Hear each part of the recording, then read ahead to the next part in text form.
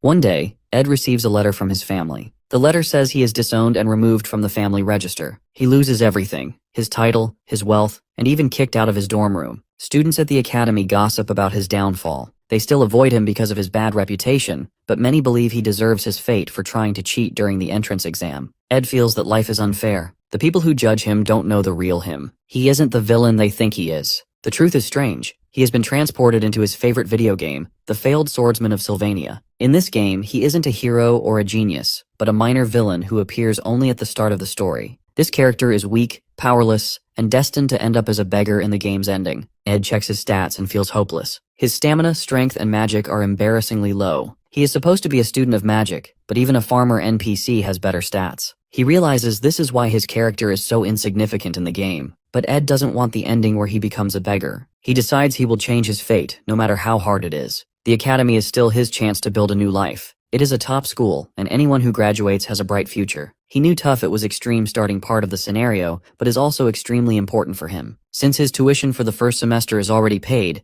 Ed decides he will stay, work hard, and use his knowledge of the game to survive. His goal is to graduate and live a peaceful life. However, his low stats make him doubt if he can succeed. So, he decides to focus on surviving the next 10 days until the semester starts. To avoid the students and their stares, Ed leaves the academy grounds and goes into the nearby forest. On the first day, he tries cutting logs and moving them with magic. His weak magic drains his energy quickly, and he becomes hungry. Remembering a story from his grandfather, Ed tries to make stew from tree bark. It tastes awful and makes him feel sick. He realizes wood is better for building than for eating. Ed works hard to build a shelter. He cuts logs, makes a frame, and puts everything together. After hours of effort, his shelter is finally complete. His stats improve slightly and earns a small achievement. This gives him hope. Ed notices that not he is skilled with magic, but also good with his hands. Using his handy skills, he crafts a harpoon, which also unlocks an achievement. He uses the harpoon to catch fish, cooks them, and enjoys his first proper meal in 2 days. For the first time, he feels he can survive. While eating, Ed hears someone behind him. He turns and sees Princess Phinia. She is the third princess of the Klol Empire and the person who exposed his cheating during the entrance exam. Because of her, Ed lost everything. Now she looks angry to see him still at the academy. Phinia doesn't understand why Ed hasn't been expelled yet. She thinks he is shameless and warns him to leave the academy. Ed feels nervous because Phinia has a special power that lets her see through lies. If she reports him, he will be expelled, and will be the end for him.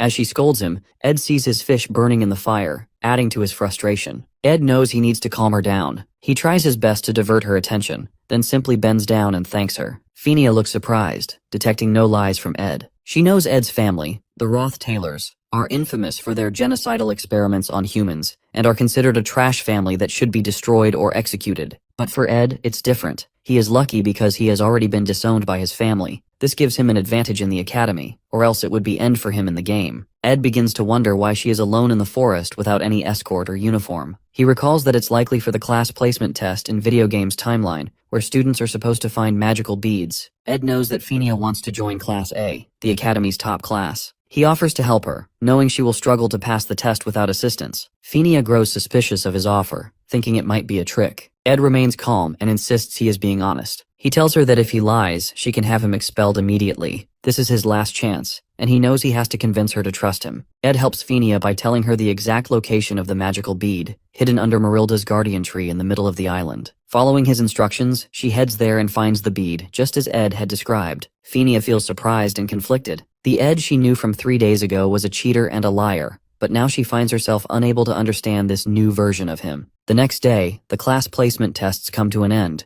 and the students gather to await their evaluations. Professor Glast arrives and asks everyone to present the beads they have collected. Some students come forward with different objects, like magical eggs, but they are placed in Class F for failing to meet the test's requirements. The professor explains that the beads needed for success lack magical power, which makes them harder to identify. 2 of these beads were found by the main protagonists, Jix and Lortel. Then, Professor Glast raises his hand and points to the final student who has retrieved the 3rd bead from the guardian tree. He declares this student to be at the top of the class, leaving everyone in awe. Sitting by the riverside, Ed makes a crude fishing rod, earning another achievement. He remembers from the game that Princess Phinia developed sharp judgment skills because she grew up dealing with people who flattered her or lied to her. She became so good at spotting lies that no one could trick her. But this skill also made her life harder. In the game's original story, Phinia gets the title Princess of Love, not because of her beauty, but because of her hard work. She fails the class placement test and works hard to improve, eventually proving herself and earning respect. Ed knows that if he tells her where the magical bead is, he can avoid getting expelled, but it will ruin the original story. If the story changes too much, all the knowledge Ed has about the game will become useless, and he will lose his advantage. However, the information Ed gives Fenia about the bead, though seemingly a gift, is actually a cleverly laid trap. Fenia wants to keep her royal identity a secret because she feels embarrassed by the special treatment her status brings. She wants to prove herself without relying on her status. While the bead would guarantee her top results in the placement test, she cannot accept it because finding it without her own effort would compromise her values. Fenia is determined to walk the righteous path, which is how she earns the title Princess of Love in the original story. Since Ed can't lie to Fenia, he uses mind tricks to control the situation. As he predicts, Fenia refuses to take the bead, leaving her without the bead she needs to pass the test. Another student, Lucy, finds the bead instead. Fenia is angry and frustrated. She knows Ed told her the truth, so she can't punish him, but his actions ruined her chance to succeed on her own. Ed feels relieved and happy to have retained his spot in the academy and kept the story on track. He quickly heads back to the academy to attend the opening ceremony for the new semester. At the ceremony, Ed eats and enjoys the food, feeling more at ease than before. Many students notice the change in his behavior. The Ed they once knew as a bully and infamous troublemaker now seems like a completely different person. Ed's focus is now clear. His one and only goal is to graduate from the academy. Among the groups of students, there is one girl who can't help but notice Ed. She observes him closely, surprised by how much he seems to have changed, as if he's an entirely new person. On his first day back at the academy, the faculty praised everyone who has made to the academy into new improved form. However, Ed is unexpectedly called to meet the principal. He fears the worst, and thinks he might be expelled. However, to his surprise, the principal only smiles and speaks calmly. Ed suspects that the princess might have reported him, but feels relieved when he realizes the principal doesn't seem to know about his actions at all. This experience makes Ed more cautious. He resolves to stick closely to the original story and avoid straying from it. While living in the forest, Ed's survival skills improve significantly over time. He becomes skilled at crafting good quality arrows and begins thinking about how to enchant his arrows with magic spells. One evening, after hunting for food to prepare dinner, Ed heads back to his tent. On his way, he notices a girl sitting under the Marilda tree. It is the same girl who had noticed him during the opening ceremony, Janica Failover. Janica is the genius spirit sorcerer of the second year, same year in which Ed is. She sees Ed and excitedly approaches him. She enthusiastically introduces herself and tells him that the magical Marilda tree has shared stories about him with her. The tree has observed Ed in the forest but isn't bothered by his presence. This reassures Ed, giving him a sense of calm. He casually remarks that even a fierce wild wolf can have a tender heart. Janica seems surprised for a moment, but then laughs at his words. She stretches out her hand and asks if he wants to touch the spirit which she signed a contract with to be her friend. Ed, however, isn't interested in interacting with Janica further. He politely declines, saying he can't see the spirit in her hand, and excuses himself, claiming he only came to the area to gather food. With that, he walks away. The real reason Ed keeps his distance from Janica is her crucial role in the original story. He knows that Janica Failover is a key character, and building a connection with her might alter the storyline, costing him any informational advantage he has to navigate the game's events. As Ed walks away, Janica calls her spirit friend, a wild wolf, Marilda, the guardian of the forest. She leans against Marilda, feeling comfortable, and starts talking to it. She thinks about Ed and finds him fascinating, just as Marilda told her earlier. Even though she tries hard to be nice to him, Ed only gives short yes or no answers. Still, she believes this won't be the last time they meet. The next morning, Ed works hard to avoid being late for the academy. His shelter is far from the campus, so getting there is always a challenge. But his efforts pay off, as his stats keep improving. Ed does everything himself, his chores, washing his clothes, and carefully managing his rations and supplies. He is determined to earn a scholarship. Janica can't help but watch him from a distance, curious about his routine. When Ed finally notices her, he yells and asks why she keeps following him. He demands to know if she even realizes who he is. Ed Rothstaylor, the most infamous and dangerous person at the academy. Ed tries to stay distant from Janica, despite her polite and friendly nature. She tells him she doesn't judge him based on others' opinions because she doesn't truly know him. Ed, however, is cautious and wary. He knows Janica may seem naive and innocent, but she is the final boss of Act 1. Ed decides it's safer not to get too close or engage with her more than necessary. Feeling overwhelmed by his challenges and hardships, Ed takes a risk and asks Janica for a favor. She becomes excited, thinking it's something important. But when Ed asks for money, her mood instantly changes. Money is Janica's weakness, and Ed knows this from the game's lore. She comes from a poor background and works hard to stay at the top of her class to maintain her scholarship. Without it, she wouldn't be able to continue her education. With a downcast expression, Janica apologizes and walks away, leaving Ed feeling conflicted. 3 days later, while hunting, Ed reflects on his conversation with Janica. He regrets asking her for money, but knows he has no choice but to avoid entangling himself with key characters to preserve the original storyline. When he returns to his tent and lifts the curtain, he is shocked to find another important figure from the game, Lucy Marcel, the rare genius and the most powerful mage, sleeping inside. Lucy wakes up and immediately complains about how loud Ed is, saying she can't sleep properly. When Ed demands to know why she is there, Lucy points to the area behind him. She calmly tells him that a spirit wants to speak to him, urging him to save Janica at all costs someday. Despite Lucy Marcel pointing behind him and claiming a spirit wants to speak to him, Ed still can't see anything. He feels frustrated. Not only has he barely managed to get Janica off his back, but now he has to deal with Lucy. Lucy, with her small stature and ability to walk on air, behaves like a stray cat, showing up anywhere she finds comfortable to nap. To make matters worse, she's now using Ed's campsite and resources to skip classes and rest. Ed blames himself for this situation and realizes he needs to act quickly before her presence causes the storyline to deviate further. While setting snare traps for hunting, Ed notices Lucy casually taking the bait, a chunk of beef, and eating it without a care. This frustrates him even more because no matter what he says, she completely ignores him. Ed realizes that if she has already come to his camp multiple times, she will likely keep returning.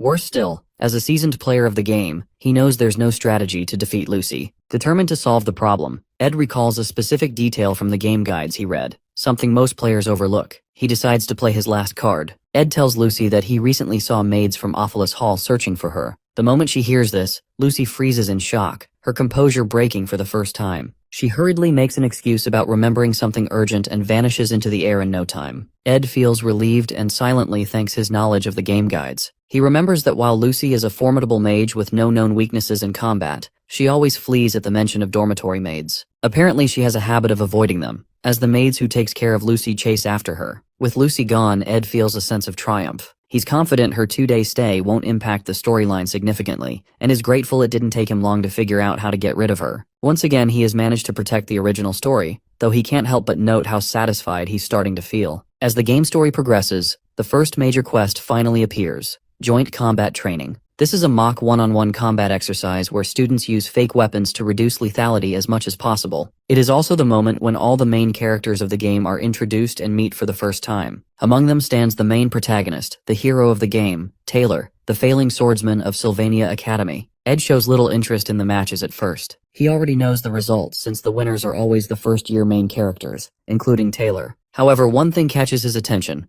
Janica. She appears again, full of the same enthusiasm as before. Despite Ed's repeated efforts to distance himself from her, she continues to stick to him like glue. Watching her persistence, Ed jokingly wonders if she might belong to some dog family, much like Lucy's cat family, given her wandering and clingy nature. Janica, trying to be helpful, shows Ed the match list. He ignores it at first, uninterested in the details. But when she casually mentions his name being on the list, Ed becomes alarmed. In the game's original storyline, Ed Rothstaylor is expelled by the time this quest takes place. Grabbing the list, he quickly scans it to find out who his opponent will be. Meanwhile, the most awaited fight of the event begins: the duel between the main protagonist, Taylor, and the powerful, cat-like mage, Lucy Marcel. Setting the list aside, Ed focuses on the fight. Despite his current circumstances, he still feels a deep connection to Taylor's character, having spent countless hours completing the game alongside him. Though Ed now inhabits a side character's role, he still wants to cheer for Taylor. The announcer calls Lucy to the ring. Ed vividly recalls this iconic moment from the game: Taylor gripping his sword for the first time, skillfully countering Lucy's spells, and catching her off guard. Lucy then uses intermediate lightning magic, which disqualifies her, granting Taylor the honor of being the first person ever to defeat her. Nostalgia sweeps over Ed, and he eagerly anticipates witnessing this scene unfold again. The referee rings the bell, and the match begins. Taylor rushes in with his signature determination, aiming to gain the upper hand by attacking Lucy with his knuckles. But with a single lightning strike, Lucy sends him flying into the wall. Ed watches as Taylor, despite the overwhelming odds, he knows that he refuses to give up. Just as he remembers from the original story, despite of being bumpkin and all the failures he faces, he never loses hope. Taylor grabs his sword, charges forward, and catches Lucy off guard, mirroring the sequence from the game. But then, something unexpected happens. Instead of Lucy using her intermediate lightning spell as she does in the original storyline, she casts a blocking spell, halting Taylor in his tracks. She follows this with wind magic, sending Taylor flying even farther and exhausting him completely. The announcer declares Lucy the winner of the duel. Ed is stunned. Taylor was supposed to win this fight, but now Lucy has defeated him. This small change might seem minor, but Ed knows it could completely mess up the original story. He fears what might happen next. The crowd cheers for Lucy as Taylor walks away from the match, crushed and defeated. Ed feels a rising sense of panic. This is a huge problem. He quickly realizes that the magic Lucy used isn't normal. It's continuous magic, the kind that can only be obtained by forming a contract with a high-class spirit. In the original storyline, Lucy and the forest guardian spirit Marilda have no connection. However, Lucy's unexpected visit to Ed's campsite must have led her to accidentally form a contract with Marilda, making her far stronger than she is supposed to be. Ed blames himself. This change in the storyline is his fault, and now the story is spiraling out of control. Taylor, the main hero of the game, is never meant to lose this match. The announcer then calls for the next match, Ed Rothstaylor versus Princess Phinia. The princess, still holding a grudge against Ed, eagerly prepares to settle the score in the duel, but Ed doesn't even acknowledge her. Instead, he pushes past her and runs after Taylor, who is already leaving the hall, crushed by his loss. Taylor's defeat is entirely Ed's doing. In the original story, Ed's character would have been expelled from the academy long before this quest began. But because Ed is still present, everything has changed,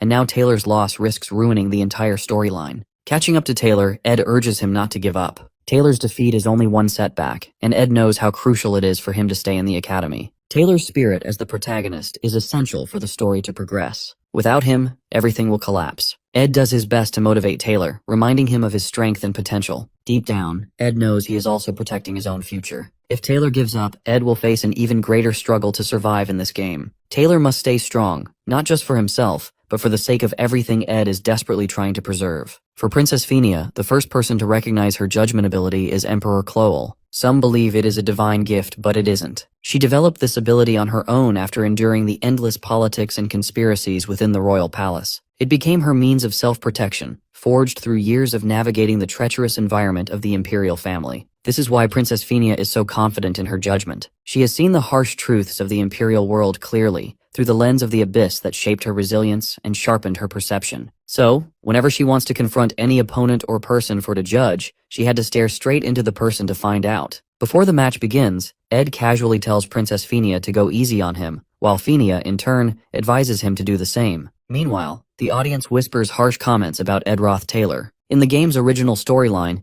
Ed was notorious for bullying Taylor and later cheering him on, making him seem hypocritical. In the original backstory, he bullied Taylor and then later acted nice by cheering for him. They think it doesn't make sense. Ed knows they are right because, in the story, his character used his position to humiliate his juniors, and when that failed, he cheated in exams and got expelled. The match begins. Phinia forms a water ball and throws it at Ed, wanting to test him. She thinks he will dodge it using fire or wind magic. But Ed doesn't dodge or defend himself. He just stands there and takes the hit. Phinia is shocked. Ed then calmly declares that he lost, giving the victory to her without even trying. The audience erupts into cheers for Princess Phinia, declaring her the winner while loudly booing Ed. They shout insults, calling him worse than Taylor. Despite this, Ed calmly approaches the princess, thanks her for the match, and quietly leaves the arena. This only deepens Phinia's curiosity. She begins questioning why he acted this way, wondering if he had no interest in the duel from the start. Ed makes an intentional choice to forfeit the match. He doesn't want to interfere with Phinia's place in the story because he understands how important she is to the plot. He quickly leaves the arena and goes in search of Taylor. Ed believes that Taylor is the real protagonist of the tale, much more significant than the princess,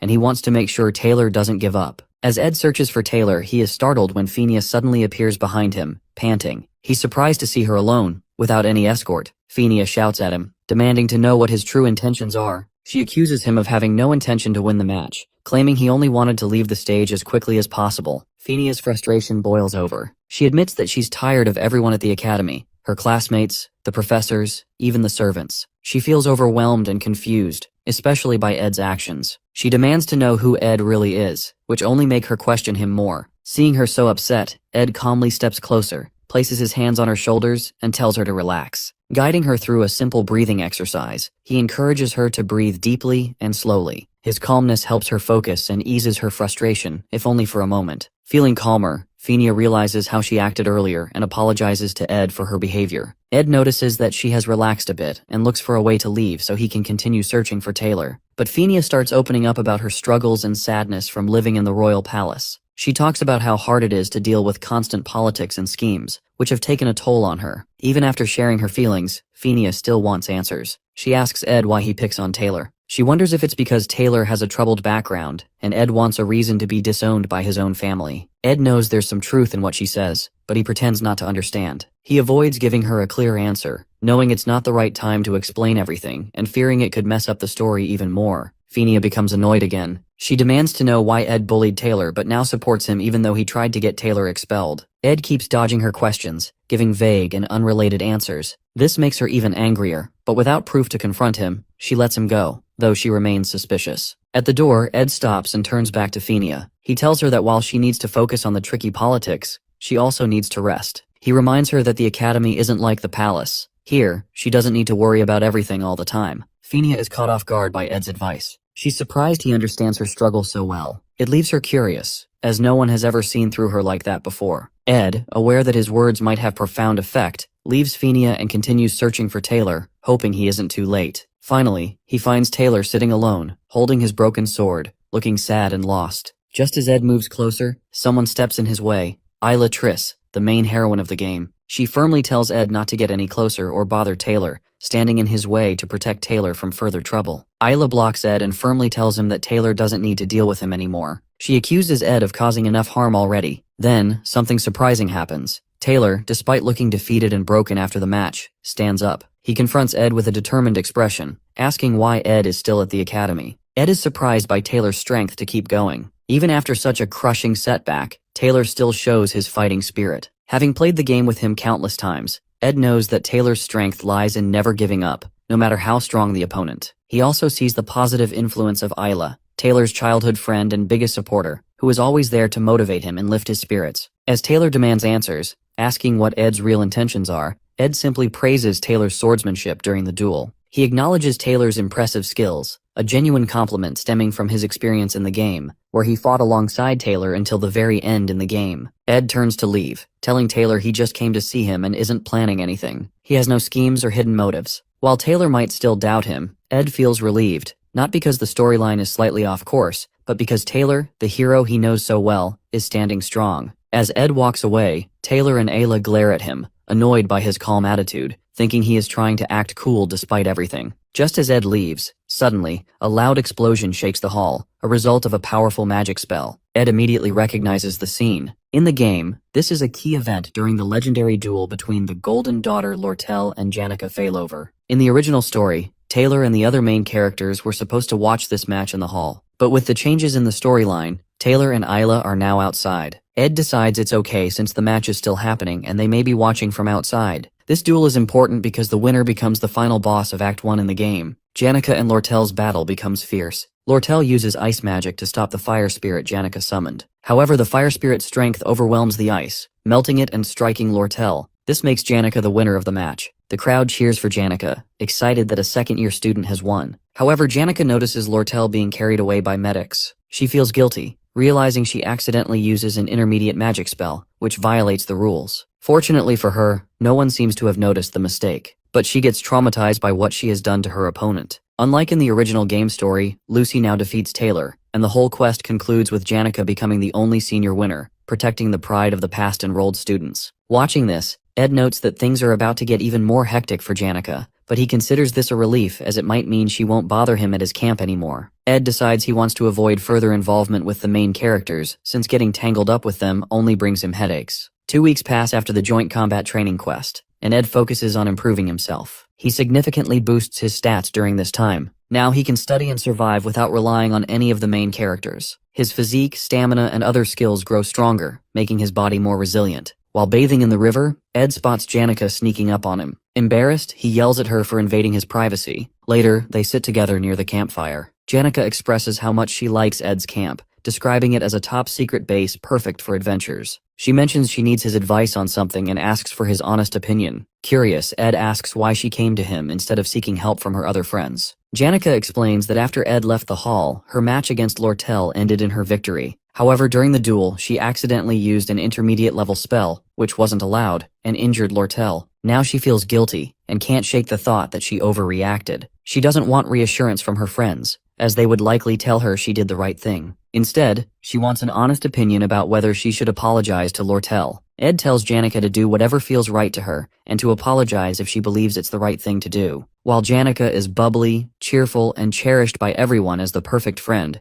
feeling guilty or self-critical won't erase the mistakes already made. People may encourage her and take her side, but that alone won't undo what has happened. Hearing Ed's straightforward opinion, Janica feels happy that he doesn't take sides blindly. She notices how much Ed has changed compared to the person he was last year. Though she is a lively and smiley girl, she is also a keen observer. She remembers how, when Ed once asked her for money, he didn't show the desperation most people would. Instead, his behavior subtly signaled her to keep her distance from him. Janica finds Ed intriguing and admits she likes him a lot. She tells him she wishes more people were like him, as he has become a source of strange but comforting reassurance for her. The next day at the academy, Ed finds himself in serious trouble as Lortel keeps following him and calling out to him, despite his best efforts to ignore her. He knows exactly why this is happening. The game, The Failed Swordsman of Sylvania, is considered a masterpiece, with only a few players managing to reach its true ending. Most new players encounter bad endings early in the story, often caused by wrong decisions or failing to save important characters. These choices lead to tragic outcomes, such as the hero being killed or broken, ultimately resulting in a game over. Lortel, in the early stages of the game, is a hidden hero assigned to a specific role. Unlike Fenia, who is openly admired, Lortel is treated as a villain from the start. Her true nature and importance are only revealed in the later parts of the story. To prevent losing control of the narrative and risking a bad outcome, Ed decides to avoid falling into Lortel's plans. He resolves not to play along with her intentions, and to stay cautious about every decision he makes. As Lortel keeps following Ed, persistently asking him to stop and listen, she eventually steps in front of him, flashing an innocent, angelic smile. She politely requests him to spare 2 hours to hear what she has to say. Ed, clearly annoyed, asks how long she plans to trail behind him. Lortel playfully responds that she didn't expect him to ignore her for so long, gritting his teeth as if her presence didn't bother him at all. Lortel, being the only daughter of the magnate elite Ketchel, is no ordinary student. As part of the elite, she is deeply entangled in the political rivalry with Princess Fenia for control over the academy. Ed, however, has no interest in getting involved in her schemes. Determined not to fall into her cunning trap, he briskly resumes walking, hoping to shake her off. Undeterred, Lortel continues with her sweet, flattering words, trying to win his attention. She even offers to help him with anything he needs. Ed, unimpressed, advises her not to make promises she doesn't truly mean. Yet Lortel refuses to give up. She steps in front of him again, this time with even more charm, claiming to have great respect for him despite the rumors of him being arrogant and self-centered. To make her offer more enticing, Lortel takes out 3 gold coins, worth an entire month's earnings for most students, and presents them as a down payment, hoping to finally get Ed's attention. Lortel makes her offer. She wants Ed to be friends with Janica. With a sly, fox-like smile, she slips 3 gold coins into his pocket, saying that having more people on her side is always a good thing. Ed studies her carefully and, with a hint of curiosity, asks if the famed Golden Daughter also buys her connections. Impressed by Lortel's understanding of her political position, Ed realizes she is already strategizing for control of the academy. Despite being a first-year student, she is gathering allies to strengthen her influence, which Ed finds remarkable. He extends his hand for a handshake, acknowledging her ambition. During the handshake, Ed shares a lesson with her. He says that for people who have always been rich, even a small moment of poverty can break their spirit. But for those in desperate situations, even a small amount of money can make them abandon their pride, betray their families, or even sell themselves. Taking advantage of desperate people is surprisingly easy and common, and he is neither desperate nor wants to take money for any cunning offers. After saying this, Ed pulls his hand away, places the coins back in her palm. Then he walks off, leaving Lortel stunned and amused by his cleverness. Ed feels frustration, knowing that accepting the money could have made things easier for him, but he can't risk altering the storyline. Lortel Ketchel doesn't feel insulted by Ed's straightforward rejection. She understands the balance of benefits and risks all too well. In the game, she is the ideal business strategist, always seizing any opportunity that comes her way. Her character is known to turn situations to her advantage in the game. In other words, Lortel has a determined attitude to turn Janica Failover into one of her allies for political benefits. At night, Janica visits Lortel's quarters. Lortel greets her with a playful smile, teasing that she hadn't expected a visit. It's their first meeting since their intense duel. Janica apologizes for using an intermediate-level spell during the joint combat exercise, acknowledging the rules she unintentionally broke. Noticing Lortel's injuries still visible, she expresses concern. However, Lortel brushes it off lightly, assuring Janica that her wounds will heal soon. Then, with a playful grin,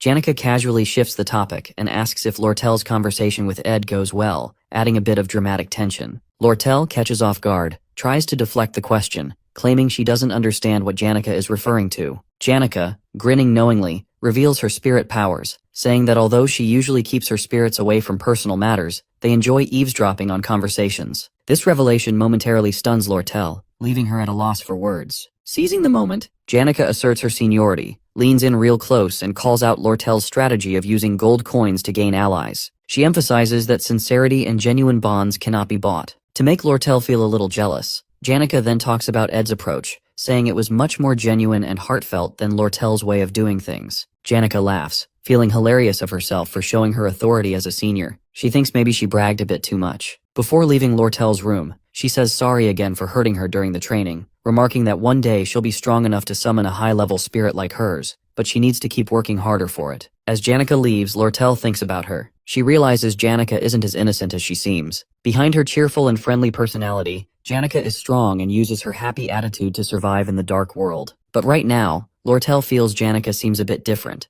like she's dealing with something difficult. Back at his camp, Ed is hanging his laundry when a strong gust of wind blows it all down. It's caused by Belle Maya, the senior maid from Sylvania's Ophelis dormitory, who once kicked him out of the dorms. Seeing how he's living now, she comments that it's surprising but admits she's happy to see some positive changes in him. Ophelis hall maids are known for their perfection in everything, from cleaning to cooking. Ed can't help but stare at the basket Belle is holding, filled with the finest ingredients she collected from the forest. Shocked to see her at his camp, Belle tells Ed not to be so much shy as he can ask her anything he wants. Taking advantage of the moment, Ed asks for the basket. He knows it will help him improve his crafting skills to make medicines, food, and other useful things. Seeing a chance to be good friend with the maid, Ed uses the basket to craft new tools and food. At sunset, he sits and enjoys his hard work, even having some fun. But the rest doesn't last long. Suddenly someone crashes down from the sky, destroying Ed's entire tent, nearly killing him with the crash. It's Lucy. Seeing his precious camp ruined, Ed is furious. He angrily tells Lucy she almost killed him. When he demands an explanation, she admits it was Belle Maya who was moody for some reason and got angry with her earlier for skipping class that morning. In her panic, she decided to teleport to the only safe place she could think of, Ed's camp,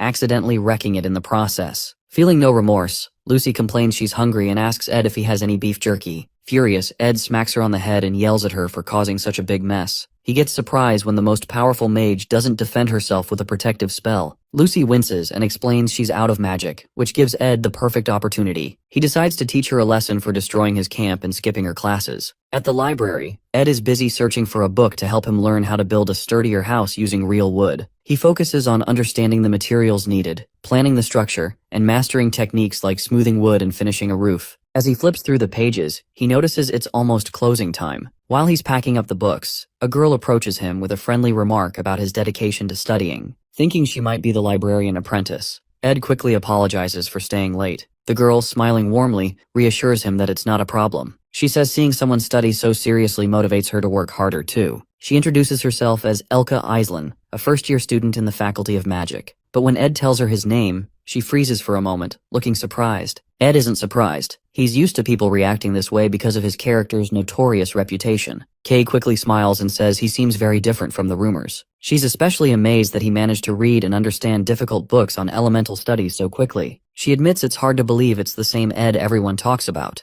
Before leaving, Elka says she'll be cheering for him and wishes him a safe trip back as she has to return to her dorm to clean up, leaving Ed feeling slightly encouraged by her kind words. Suddenly, a loud crash shakes the ground in the library, causing books to tumble from the shelves and fall on Ed and Elka, creating chaos all around. It marks the start of the final chapter of Episode 1 in the game. On campus, students rush toward a temporary camp led by the main character, Taylor. Among them, Ayla, noticing the disaster, recalls a passage from a spirit book she once read. It speaks of a summoning ritual for Glaskin, the highest-ranked dark spirit. Fenia listens intently as Ayla explains that only someone with a strong connection to spirits could summon Glaskin, and that person is Janica Failover. As per the storyline, Janica, now the final boss of Act 1, has lost control of the dark spirit, allowing it to take over her completely. Fenia, understanding the gravity of the situation, realizes that the barriers protecting the temporary camp will only hold for a limited time. Taylor steps up and urges everyone to head to the student center immediately. He explains that if Glaskin fully manifests, the chances of casualties will be extremely high, and the group must act quickly to ensure everyone's safety. The Royal Guard captain reassures the students not to worry, explaining that the faculty and expert mages will notice the situation soon and intervene. However, Elvira Aniston, an outspoken member of the alchemy faculty, urges immediate action from within. She warns that the dark spirit's power is too dangerous to wait for help,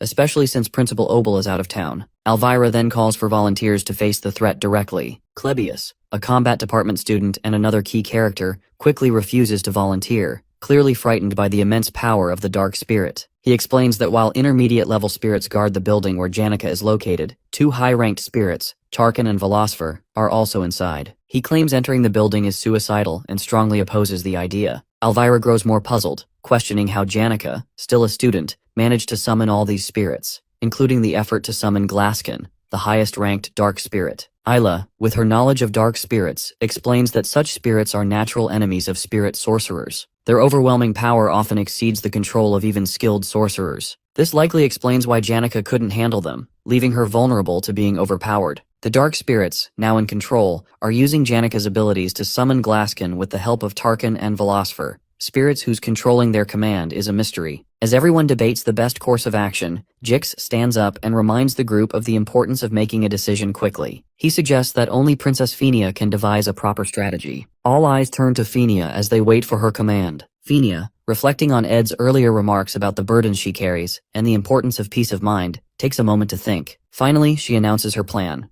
Only the top students from each year and the royal guards will volunteer for the mission. She orders them to prepare within an hour to enter the building, free Janica, and stop the summoning of the highest-ranked dark spirit, Glaskin, before they cause further destruction. Princess Fenia encourages everyone to steel their resolve, promising to take full responsibility for the mission. Just then, a student runs up to her, panting and visibly distressed. He informs the princess that the residents of the teaching area will not be able to assist, as they are already defending Audrey Hall to protect the potion archives from attacks. Realizing their limited numbers, Fenia asks if there are any other students who can help. Suddenly, another student, a frightened girl, rushes to the princess, trembling as she reports an emergency in the library. She reveals that Elka, the librarian apprentice, and a sophomore student are trapped inside. Hearing Elka's name, Jix immediately reacts. Grabbing the girl by the shoulders, he demands confirmation that Elka is still in the library. When the girl confirms, Jix panics, stating that he must save his best friend immediately because Elka has no way to defend herself. Fenia quickly intervenes, commanding Jix to calm down. She reminds him that stopping Janica and the dark spirits must be their top priority. Fenia assures Jix that Elka might be safe since a sophomore student is also with her. However, Jix questions the reliability of an unknown student and how they can trust them to protect Elka. Fenia turns to the girl and asks if she knows the identity of the sophomore student in the library. The girl, shaking with fear, hesitates, unable to speak. Jix grows impatient and presses her for an answer. Finally, in a shaky voice, the girl confesses that the sophomore in the library is none other than Ed Rothstaylor. Her answer leaves everyone in shock. The girl starts crying, apologizing for abandoning the library earlier. She explains that she left Elka in charge because Ed was staying late into the night, and his presence had annoyed her. Jix becomes furious, refusing to leave Elka alone with Ed, whose infamous reputation precedes him. His anger and worry for his best friend escalate the tension in the room. Fenia casually advises Jix to relax and trust Ed for once. Her unexpected suggestion leaves everyone frozen in surprise. Jix, however, doesn't find the advice amusing. Fueled by worry and rage, he jumps high into the air, cutting through dark spirits with fury as he charges toward the library shouting Ed's name, determined to reach him and punish him if he touches Elka. Jix's story is unlike other characters. He grew up wandering the harsh northern prairies, separated from his family at a young age with no memories of them. Living like a barbarian, he survived by scavenging from corpses or hunting deer to sell their meat. People feared him because he came from a harsh, chaotic land where only the strong survived. His life as a savage changed when he met Elka, his first true friend. Her family treated him kindly, helping him leave his wild ways behind and become more civilized. For Jix, Elka is everything,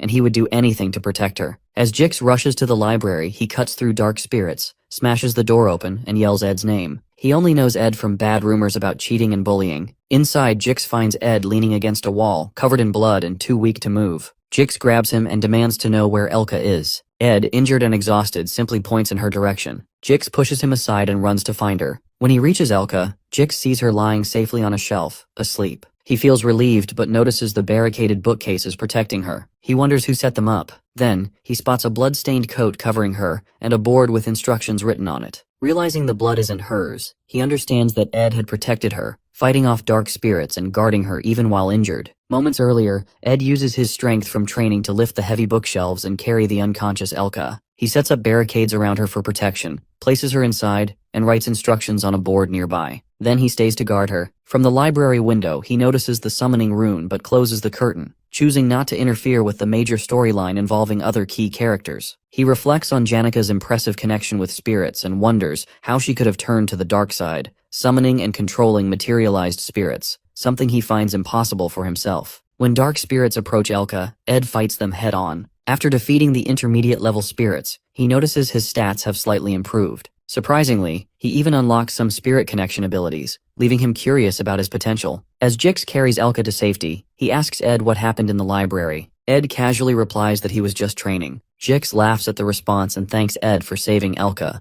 promising to repay the favor someday. Ed recognizes Jix as Taylor's trusted ally and best friend in the game, knowing Jix plays a crucial role in the storyline. Ed advises Jix to join Taylor and follow his lead to fix the ongoing chaos. Jix is surprised by Ed speaking so highly of Taylor, as they barely interact. However, Ed's motive is to ensure Taylor unlocks his slash element, essential for defeating the high-ranked spirit, Tarkin, with Jix's help, as it happens in the original game storyline. Jix thanks Ed for the advice and leaves, allowing Ed to finally rest. As Ed sits to relax, he notices something strange. Jix and Taylor aren't friends yet. He remembers that in the original game, Taylor and Jix become friends after a duel where Taylor learns the slash element by cutting through Jix's magic. This event was supposed to happen before the Act 1 finale, but now things are happening earlier than planned. Without their friendship, Taylor hasn't learned the slash element, which is key to defeating Tarkin. Ed realizes the storyline is falling apart and changing. Back at the camp, Jix returns with Elka and apologizes for being late. The team tells him it's no use. They already tried and failed to invade. The captain, soldiers, and some students are injured, and they've had to retreat. Now, they don't have the strength to fight Tarkin again.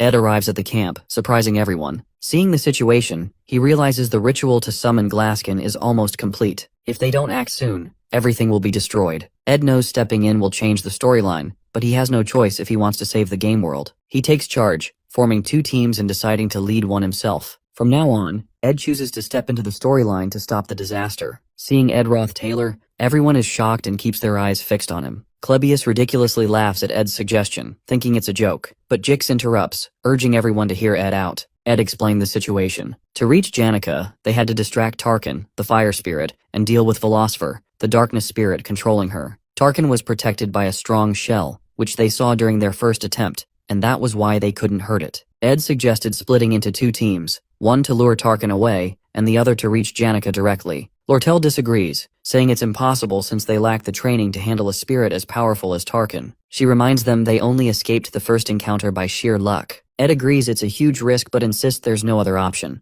If they can take out Janica, Tarkin will lose its power. The group then decides who will be in the bait team. Taylor volunteers, but Ed immediately stops him, assigning Taylor should be in the combat group. Ed assigns himself, Lortel, and Klebius to the bait team, which makes both of them scared and nervous. As Lortel and Klebius argue with Ed, Princess Phinia speaks up. The princess said she didn't fully trust Ed, but she agreed with his plan. She split the group. Taylor, Elvira, Jix, and herself would go to stop Janica, while Ed, Lortel, and Klebius would lure Tarkin away. Before they set out, Phinia gives one final command to everyone that no matter what happens, don't die. As Ed and his team reach Nail Hall Corridor, they see Tarkin, the fire spirit, standing menacingly. Ed reminds the team to follow the plan before starting their mission to distract Tarkin. Klebius, looking scared, hesitates, but Ed encourages him to stay calm. Klebius tells himself that their only job is to distract Tarkin, and the other team will handle the rest. Building up his courage, he attacks Tarkin and manages to grab its attention. Feeling relieved, Klebius turns around to ask what to do next, only to find he's all alone. Realizing he's been left behind, he panics as Tarkin starts chasing him. Running as fast as he can, Klebius yells angrily, blaming Ed and the situation for his trouble. Watching Klebius being chased, Ed calmly tells Lortel to focus on her part,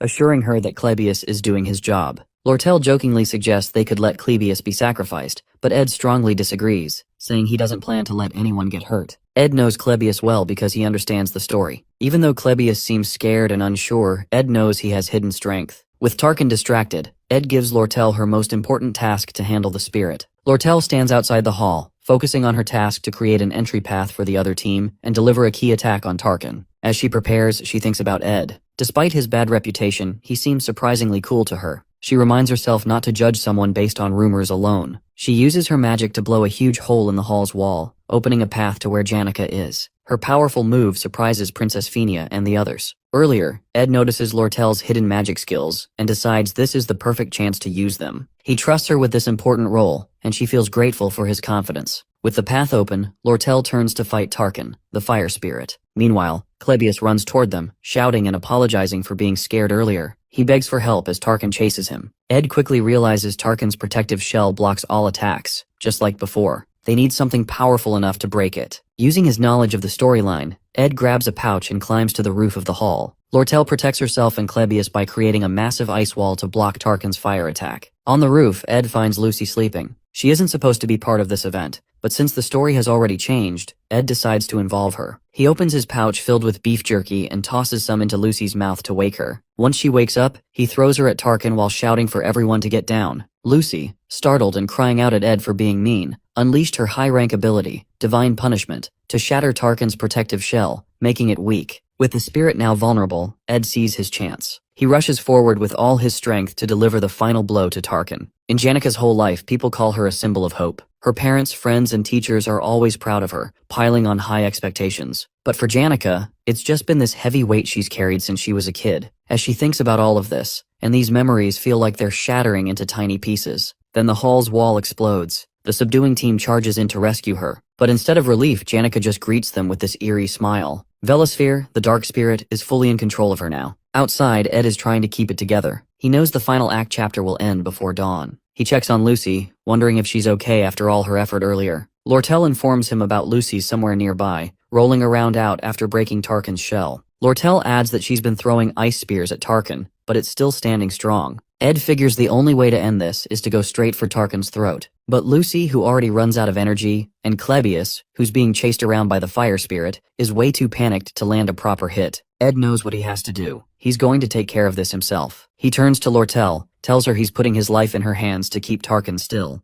Lortel, ever the skeptic, calls it a wild gamble, but Ed just grins and says it's an investment in getting rid of the monster for her. This gets her attention as that's her area of expertise. She smiles, saying he's way cooler than the princess, who's always acting like a royal monarch. Fired up, Lortel starts setting traps with her ice magic. Just as Ed charges toward Tarkin, another massive dark spirit shows up on the top of the hall building, the right hand of Glaskin, making the whole situation even worse. Ed figures Taylor's team must be at the final stage of their fight, but he can't let that distract him. He trusts Lortel will not mess up, even with all this chaos. As Tarkin is about to launch a fire blast straight at Ed, Lortel nails the timing, using her traps to block the attack and give Ed an opening. He slides in close, channels his wind magic, and slices right through Tarkin's throat. The fiery beast finally goes down. As the dust settles, Ed checks his stats and grins. His spirit magic levels are way up, and he's unlocked a spirit contract slot, something he never thought he'd get. He glances over and spots Taylor, who's busy slicing Glaskin's right-hand spirit to bits like it's no big deal. Watching him in action, Ed can't help but feel impressed. Taylor's really living up to his protagonist role. With Tarkin defeated and Janika freed from Velosfer's grip, the group finally catches a break. They've pulled it off. The danger is over. Lortel chuckles as she remarks that she's met plenty of people in her life who claimed they were risking everything, but most of them turned out to be cowards. She's amused that even after going through a life-and-death crisis together, Ed doesn't show much emotion. With a sly grin, she shakes hands with him again, this time slipping 3 gold coins into his palm as a token of gratitude. On the other hand, before he can process the moment, Taylor arrives. His hair has turned white from the immense power he used to defeat Glaskin's right hand, and there's a look of resentment in his eyes as he stares at Ed. Ed can't help but admire how incredible Taylor looks in his swordsman form, embodying the role of the game's protagonist perfectly. Even though Ed has his own reasons to resent Taylor, the sight is undeniably impressive. To Ed's surprise, Taylor bows deeply and thanks him for saving the academy, saying he owes Ed a huge debt. His gratitude is genuine, but Klebius, still shaken, interrupts by sobbing and yelling about how no one should ever trust someone like Ed. This outburst is quickly shut down by the others, leaving Klebius grumbling in the background. Finally, Princess Phoenix steps forward. With her usual grace, she thanks Ed sincerely, acknowledging how much he's done for them all. Princess offers Ed to join the student council for his heroic acts, but Ed gently declines, giving credit to the team instead. Elvira teases him in her usual playful manner, while Jix jumps in, insisting that she show some respect. Ed can't help but smile as he watches the group interact. Seeing all the key characters together makes him feel warm inside. Even though Ed has been staying away from the main characters to keep the storyline intact, he feels a quiet sense of fulfillment watching them grow and bond. Each character has their own path. Taylor grows stronger through every trial.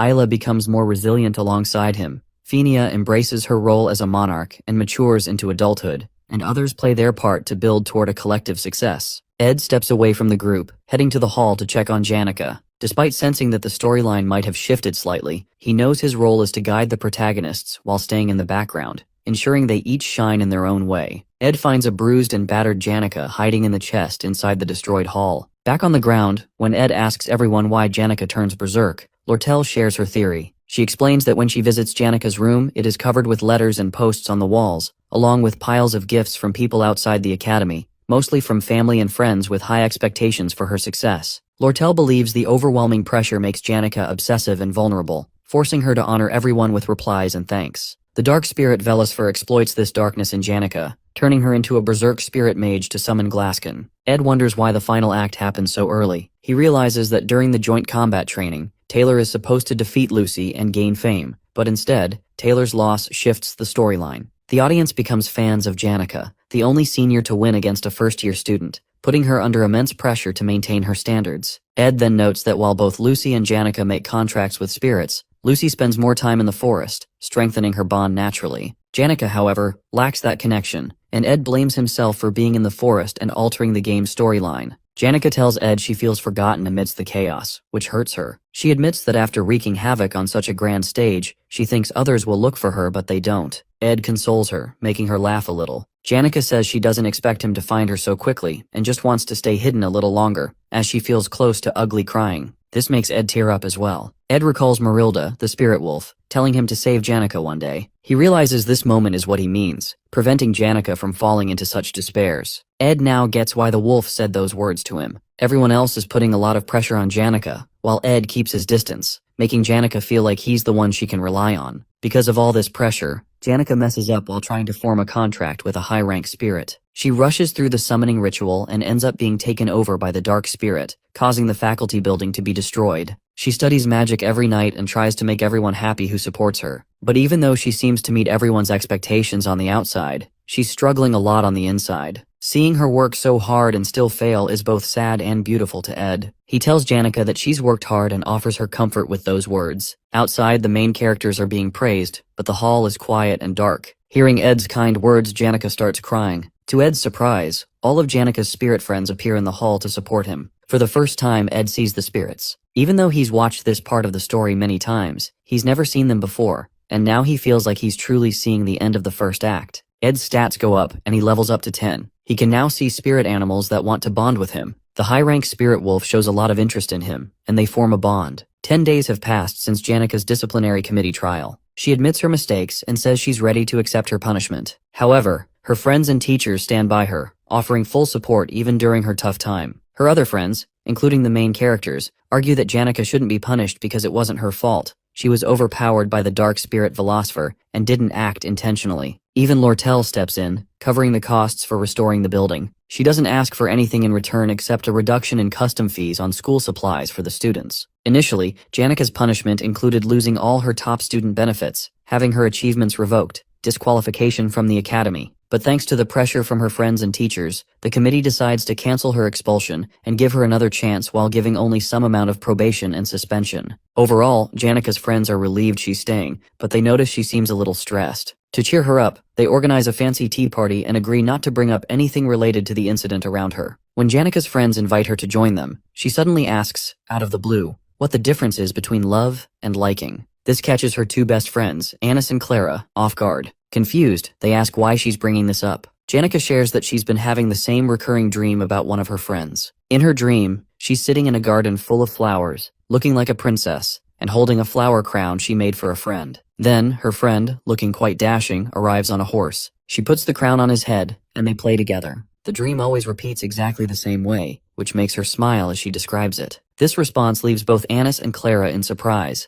fearing they may accidentally uncover Janica's secret love story. Feeling embarrassed and worried that she might say something to upset Janica, Annis panics and quickly makes up an excuse about needing to go help the professor, dashing off before things get more awkward. This leaves Clara sweating nervously as she's left alone to deal with Janica's emotions. She knows she needs to handle the situation carefully to avoid upsetting Janica. If things go wrong, the entire student body might catch wind of Janica's love story, which could spiral into gossip and make things difficult for her. Clara puts on a calm smile and gently suggests Janica to avoid overthinking. She encourages her to be honest with her emotions, explaining that liking or disliking someone is often a mystery, but it's not always easy to figure out whether such feelings are positive or negative. Janica found her words significant and makes her to think. Clara also warns Janica to be cautious when talking about sensitive topics like this, as it could affect her and her friend's reputation and herself. Janica listens carefully and fully understands the advice. Janica thanks Clara for the genuine advice, saying it's just what she expected from her. She then makes an excuse to leave, mentioning she needs to report back to Offalis Hall. Clara waves happy goodbye, but then slouches forward to butt her head on the table in relief. She finally managed to prevent any rumors from spreading for now. Ed reflects on how he has been relentlessly saving his money. Thanks to a petition from the princess, he to build a proper house this time. When he arrives at the construction site, he spots Janica wandering nearby. He thinks to himself that since the first act is now over, meeting her shouldn't affect the storyline anymore. However, as he approaches her, Janica suddenly hides behind a tree, clearly startled. Confused by her behavior, Ed pauses. Janica recalls Clara's advice about being honest with her feelings, but, unable to overcome her nerves, she hastily makes an excuse about having things to do at Offalis Hall before fleeing. For Janica, confessing her feelings feels like an impossible challenge. Meanwhile, Ed stands frozen in surprise, bewildered by her reaction but deciding not to overthink it, as he has work to do on building his house. On the first day, Ed carefully selects the location for his hut, ensuring it's a suitable spot. On the second day, he starts collecting logs and wood, showcasing impressive skill with cutting trees. As his semester results come out, Ed discovers he has performed exceptionally well, with skills and grades far above the average student. However, back at the academy, special incidents keep occurring. Whenever Janica sees Ed, she hides or avoids him, leaving him perplexed.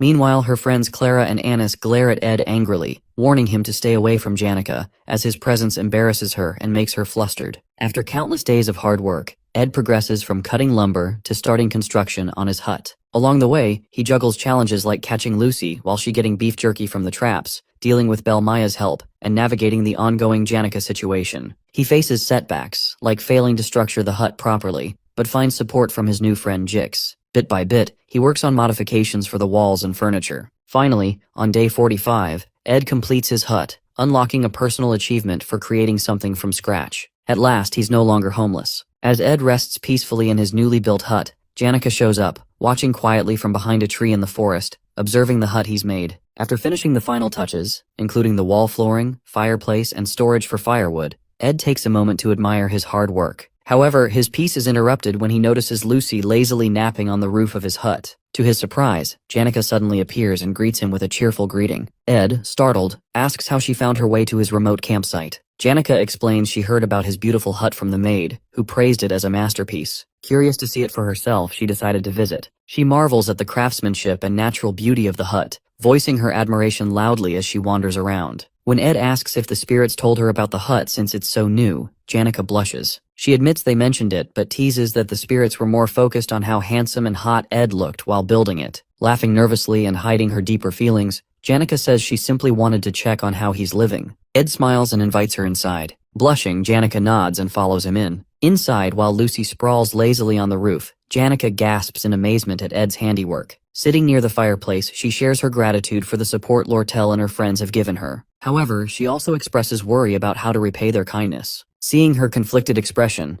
Ed advises her not to overburden herself with repayment, especially if she can't afford it. He remembers that the incident with the dark spirit happened because she took on too much unnecessary responsibility. Even moving to Offalis Hall with 8 others won't change much, as the cycle of envy and expectations will continue. So, he tries to focus on her well-being to avoid repeating past mistakes. After a while, as they chat, Ed encourages Janica to visit anytime she feels lonely or overwhelmed, assuring her she's welcome at his hut and the forest. Surprised and touched, Janica smiles warmly, saying it would make her very happy. She extends the same offer to Ed, urging him to come to her if he ever feels overwhelmed. Ed smiles but sighs quietly at the word overwhelmed. He knows the second semester is approaching, marking the start of Act 2. This time, the Sage's Sealed Grimoire, a book containing records of advanced, dangerous magics, will create chaos capable of consuming the entire academy. Grateful for her kind offer, Ed thanks Janica but keeps his thoughts to himself. He knows he'll remain on the sidelines, letting the main characters handle the challenges ahead, quietly cheering them on. On a dark and stormy night, Act 2 begins. Students from Offalis Hall live like royalty, enjoying special perks like first-choice seating, personal maids, and extra freedom. These privileges set them apart from the students in Dex's Hall, who don't get the same treatment. When vacation ends, a heavy rainstorm hits the southwest side of the academy. Ophilus Hall students are given horse carriages and boats to help them return safely. Even those who are late are allowed extra days without punishment. But Dex's Hall students aren't so lucky. They have to travel in the pouring rain and risk losing points if they don't make it back on time. This unfair treatment makes the Dex's Hall students angry. They come together to protest and demand equal treatment. They want answers for why they're treated so poorly compared to the Ophilus Hall students. Behind the scenes, Lortel and a clever troublemaker named Willain stir things up. Willain is good at using his words to manipulate people and make things worse. While the students want fairness, Willain's real goal is to cause chaos and hurt Ophilus Hall's reputation. Together, they push the situation to the edge of a full-blown riot. Lortel proposes a fair solution, suggesting the school extend the deadline for students returning after the storm and should confess that Ophilus Hall students get special treatment. Although the headmaids of Ophilus Hall and the Academy's review division support her plan, the administration shows little interest in resolving the issue. This lack of action only fuels the protest, making things worse. Frustrated, the protesting students go on strike, plan to burn and damage Ophilus Hall's valuable assets, like hardwood furniture and artisan-crafted paintings, which will put even more pressure on the authorities to act. As a result, Willain will take benefits from the chaos, using it to damage the Academy's reputation, while Lortel, being in the Merchant Association, uses the Academy's problems to make money and push her own goals, which were already worsened by the Glasskin incident. While negotiations continue, the elite Merchant Association seizes an opportunity to gain a significant advantage by sabotaging the Sage's sealed grimoire, a book considered the very heart of Sylvania. Its value is so immense that people, in desperation, are willing to offer anything for it, even their hearts. As protests rage outside the hall, Lortel gazes out the window at the pouring rain, recalling her childhood in the slums. She remembers wandering in tattered rags under the same dark skies. The thought brings a bitter smile to her face as she mocks herself for feeling a moment of relief. Her entire life has been a relentless struggle to survive, marked by betrayal, suspicion, and a refusal to show genuine sincerity. This desperate existence has left her scarred, a reflection of her filthy self. Yet deep down, she wishes someone among the students could see her for who she is, a survivor of a harsh life. She decides to seek out others like her, those who have also endured the life of a gutter rat. Ed describes Lortel as a shadowy figure, always hiding the harsh truths behind the scenes. That's why the audience and players of the game call her the Black Veil. The angry students protest loudly, full of frustration and determination. In the original storyline, the Ophilus Hall occupation incident centers on the main character, Taylor, stopping the students who were provoked into rising against Lortel. Along the way, Taylor and his friends face middle bosses stationed on each floor of Ophilus Hall, from the 1st to the 5th, who aid the rioting students. The first middle boss is Tote, known as the Decoy. Tote is a bitter student who mocks Taylor by calling him a loser and eventually gets beaten up by Taylor's friends. This humiliation fuels Tote's grudge, and he is later bought off by Lortel. Tote's role in the incident is to capture the maid guarding the first floor from the protesters and sabotage the front door of Ophilus Hall, allowing the rioters to storm inside. In the scene, the mysterious guy kidnaps the maid and smashes the front door open, surprising the protesters outside and giving Willain the green light to lead the invasion and cause chaos within the hall. According to the original storyline, Tote's role after breaching the door is to block Taylor and his friends from entering the hall as they arrive to confront the rioters. However, as the rioters push toward the 4th floor to declare their control over the hall, something unexpected happens. Willain approaches a mysterious figure and asks if he is working for Lortel. To everyone's surprise, instead of Tote, it is Ed Rothstaylor who is revealed as the middle boss, breaking away from the original story's expectations. Ed explains how he got into this situation. Just 2 days before the Ophilus Hall incident broke out, he was struggling to hunt for food with a bow and arrow. He feels pain because he has no combat skills and is bad at using the bow. Despite this, he keeps pushing himself. His campsite gets frequent visitors now that people know he's living in the woods. Among them, there are 3 who come the most. The first is Lucy, who always asks him silly questions, but Ed doesn't have many answers for her. The second is Janica, who has fallen in love with Ed. He likes her too because she often brings him food, teaches him laundry tricks, and helps him with tasks. When Ed compliments her, she blushes and acts strangely, confusing him because she's easy to read. But sometimes Janica seems jealous when Lucy visits him. The third is Lortel, who visits Ed at night. She always asks for help, and Ed realizes she's probably trying to gather people who will help her take control of Ophilus Hall. One night, she explains her plan. She wants him to help sabotage the hall. At first, Ed refuses because he doesn't want to mess with the game's storyline. He believes that if he stays out of it, everything will follow as planned. But when Lortel mentions that Tote passed out after a confrontation with Taylor, Ed becomes worried and asks how it happened. In the original story, Tote was supposed to fight Taylor and get beaten badly. But this time, things are different. When Tote insults Taylor by calling him worse than Ed Roth, it angers Jix even more, beating Tote until he faints. With a foxy smile, Lortel laughs and tells Ed that she doesn't need much from him. Just one simple task, which is take the keys from the maid and open the door when the protesting students flock outside the hall. Ed realizes that if the hall doors stay closed and Lortel's plan fails, things will spiral out of control and the story will fall apart. Even though he doesn't want to get involved, he knows he has to do something to keep Act 2 on track. He takes a deep breath and tells Lortel he's not interested in getting fully involved, but is willing to help if he can keep his role small. Lortel agrees and offers him 20 gold coins as payment. With their deal struck, Ed agrees to play his part, determined to ensure the storyline stays intact and unfolds as intended. Ed realizes that if the hall doors stay closed and Lortel's plan fails, things will spiral out of control, and the story will fall apart. Ed sits near the fire, thinking about how the protesters took over Aphilus Hall. He remembers the fight over Sage's sealed grimoire and Lortel's clever plan to mess up the Academy's finances. The thought gives him chills, but he also finds the whole situation fascinating. At the Academy, Princess Fenia and Lortel are at the center of a major rivalry.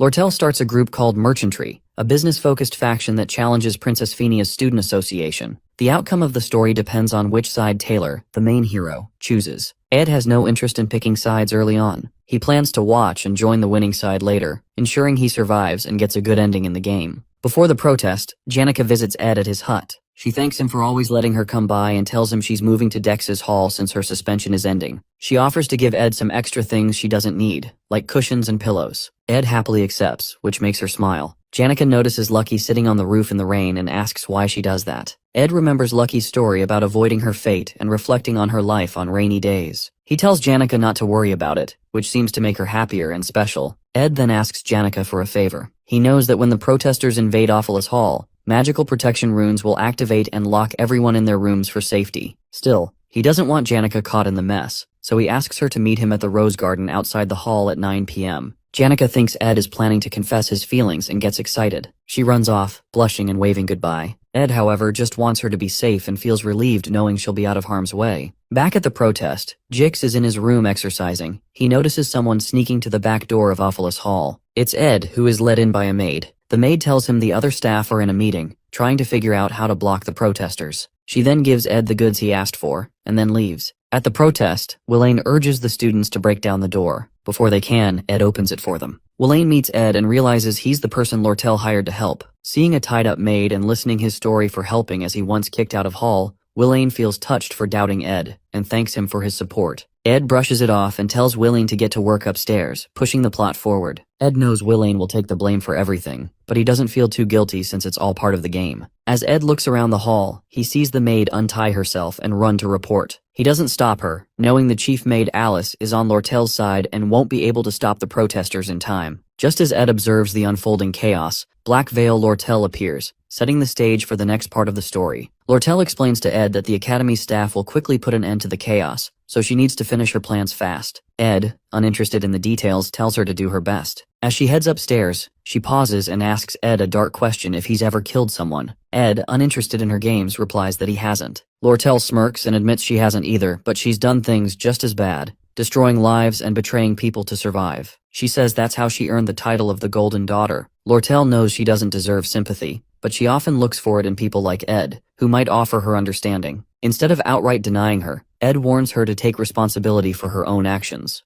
Lortel, with her sly smile, excuses herself to go upstairs and finish what she came for. Ed sits on the floor, waiting for the hall's magical defenses to wear off. He knows that once this happens, the story will take a dramatic turn. Willain will absorb the hall's defense magic and transform into the 4th stage boss of the game. With his role in the events complete, Ed relaxes and waits for Taylor, the hero, to show up. This is the part of the story where the spotlight is on the hero and the boss. Ed has no intention of interfering or changing the plot. He knows his job now is to play the role of a minor villain, take some hits, and keep the story moving along. It's a necessary sacrifice to ensure the game stays on track. At the Rose Garden, Janica sits nervously, waiting for Ed. Her eyes drift toward a golden carriage parked nearby, and she wonders who it belongs to, especially so late at night. She notices a letter on the bench from Ed, apologizing for being late and promising to join her as soon as he finishes some work. Blushing, she assumes he's planning something special for her and resolves to wait for as long as it takes. Janica's mind is full of thoughts about Ed. For the past 3 days, she hasn't been able to stop thinking about him, even losing sleep over it. She also feels conflicted because Marlita, the spirit wolf, informed her about other girls visiting Ed's hut, making her feel both guilty and heartbroken. Still, her feelings for Ed are strong, and she's determined to wait no matter what. As she sits, Janica suddenly becomes self-conscious about her appearance. She wonders if her flower hairpin looks good enough or if the Cosmos hairpin would be better. Overthinking it, she decides to run back to her hall to change the hairpin and then quickly return. Meanwhile, outside Ophilus Hall, Taylor and his friends Elvira and Isla arrive. They see the trail of footprints leading toward the hall's open main gate and realize the protesters have stormed inside.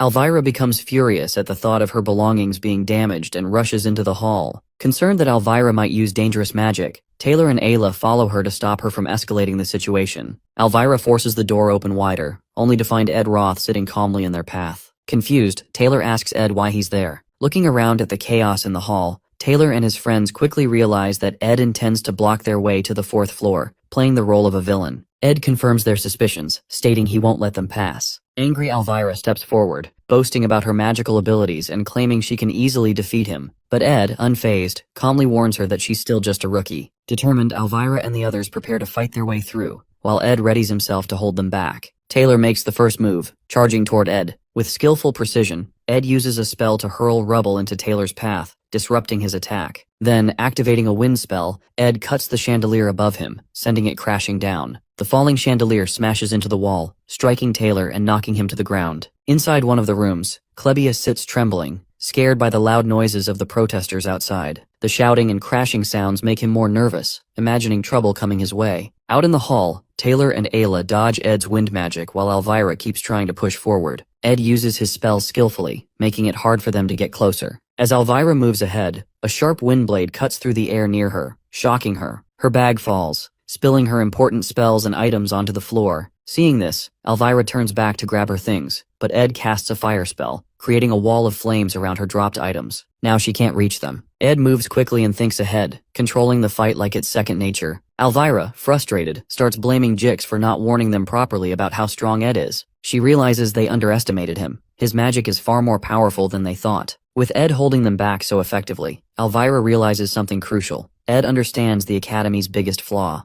The students rely too much on magic tools and elixirs, leaving them with almost no real combat skills. She reflects on her own overconfidence, relying on spells and dismissing magic rings and necklaces as inconvenient. Now, she sees how Ed has outsmarted her, dropping the chandelier, using a small opening to cast a firewall, and targeting her bag. The first year's top alchemy student is rendered completely helpless. Frustrated and furious, Elvira curses Ed for being so cunning and yells his name in anger. Determined not to give up, she throws a magic spirit bead onto the ground, summoning a spirit rabbit. She applies a fire-resistant formula to the creature, amplifying its strength and turning it into a monstrous berserk attacker. The rabbit becomes her weapon to regain control. Meanwhile, Isla and Taylor struggle to navigate the firewalls Ed has set up. Isla attempts to use a water spell to douse the flames, but the firewalls are protected by wind magic, striking back at anyone who gets too close. Taylor shields Ayla from the sharp wind blades and encourages her to keep trying. He knows Isla excels in magic theory and is above average at casting basic spells, but Ed's precise targeting keeps them pinned down, unable to move forward.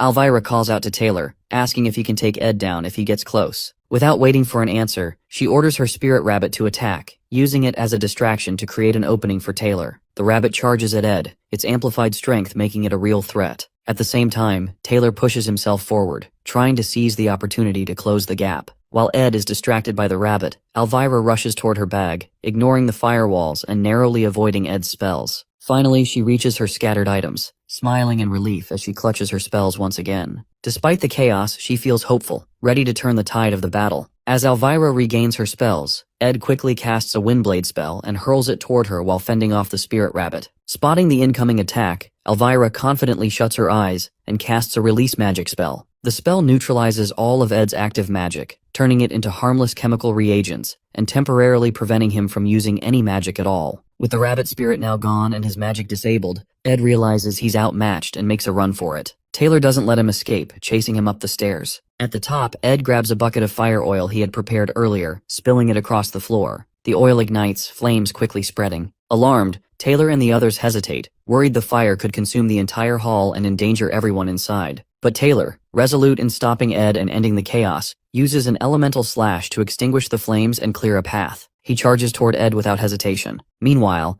Elvira notices something unusual. The carpets in the hall have been removed, and the windows are wide open. It clicks in her mind. Ed had prepared the area to minimize the fire's dangers. Before she can warn Taylor that Ed might not be the villain he appears to be, Taylor closes the gap and engages him. As Taylor gets within striking distance, Ed raises his bow and fires an arrow, not at Taylor, but at Ayla. The arrow whistles past Taylor, aiming straight for her. At the last moment, Elvira leaps into action, intercepting the arrow with her claw hand tool. She notices the arrow's tip is wrapped in cloth, not sharp. Alarmed, she yells a warning to Taylor, suspecting Ed might have another trick up his sleeve. Taylor reaches Ed and swings his sword. Ed blocks with his bow, holding him off briefly. Then, a noise from above grabs Ed's attention. Clebius has escaped his room. Realizing the next phase of the act in the game is now in motion, Ed sighs in relief. His role complete. Resigned, Ed lets Taylor's next strike land. The force of Taylor's elemental slash sends him flying into the wall. The battle ends with Ed defeated, leaving everyone stunned and questioning his true motives as if he was playing a deeper game all along. With Ed finally defeated, Taylor grabs him and demands to know why he went so far to stop them. Elvira watches uneasily, feeling that Ed had been toying with them the entire fight. It doesn't add up. Ed is a second-year student with more experience, and if he truly wanted to overpower them, he could have ambushed them after the chandelier fell. Instead, he stood his ground and deliberately engaged them, seemingly more to delay than to win. The group senses something is off, as if Ed's actions are driven by a deeper motive. Frustrated, Taylor shoves him away. Weak and injured, Ed speaks in a quiet but firm voice, telling them to go upstairs if they're done wasting time on him and to stop the real chaos. His words leave them stunned. Elvira demands to know why he tried so hard to hold them back if he's now telling them to go. Taylor and Ayla press him for answers, their confusion mounting. Elvira, her voice rising with frustration, yells that she won't leave until Ed tells them the truth. She's determined to uncover his intentions, suspecting there's more to his actions than meets the eye. Before Ed can respond, the hall door creaks open behind them. A girl enters, shielding herself from the rain with a hood. As she steps inside, her eyes widen at the scene before her. Taylor, Elvira, and Ayla standing over a battered and bloodied Ed, with the hall in complete disarray. It's Janica. She had been waiting for Ed at the Rose Garden, thinking he might be at the pavilion nearby, but seeing him like this, her heart sinks. Shocked and concerned, she cries out, asking what they've done to the hall, and to Ed. Her voice echoes in the tense silence, leaving everyone frozen in place. For Janica, Ed is someone who has become incredibly important in her life, making her feel special.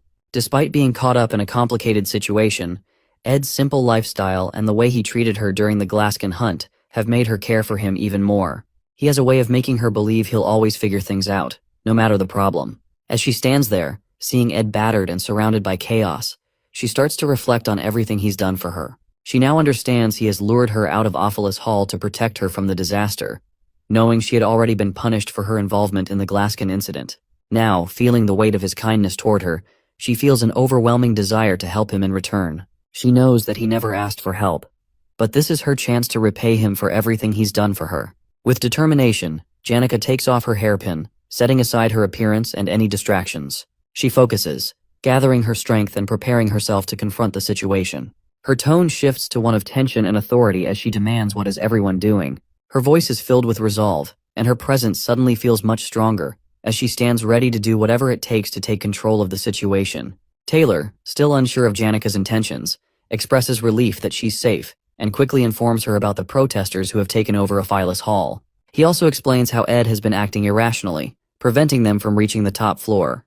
Taylor suggests that Ed might be trying to protect someone else hidden within the hall. However, Elvira interrupts him sharply, pointing out the drastic change in Janica's demeanor. She warns that Janica could now be their enemy. Suddenly, Janica releases a powerful aura, creating immense air pressure that swirls violently through the hall. Ed, alarmed, calls out her name, but she, now fully possessed by her magic, calmly reassures him to be okay.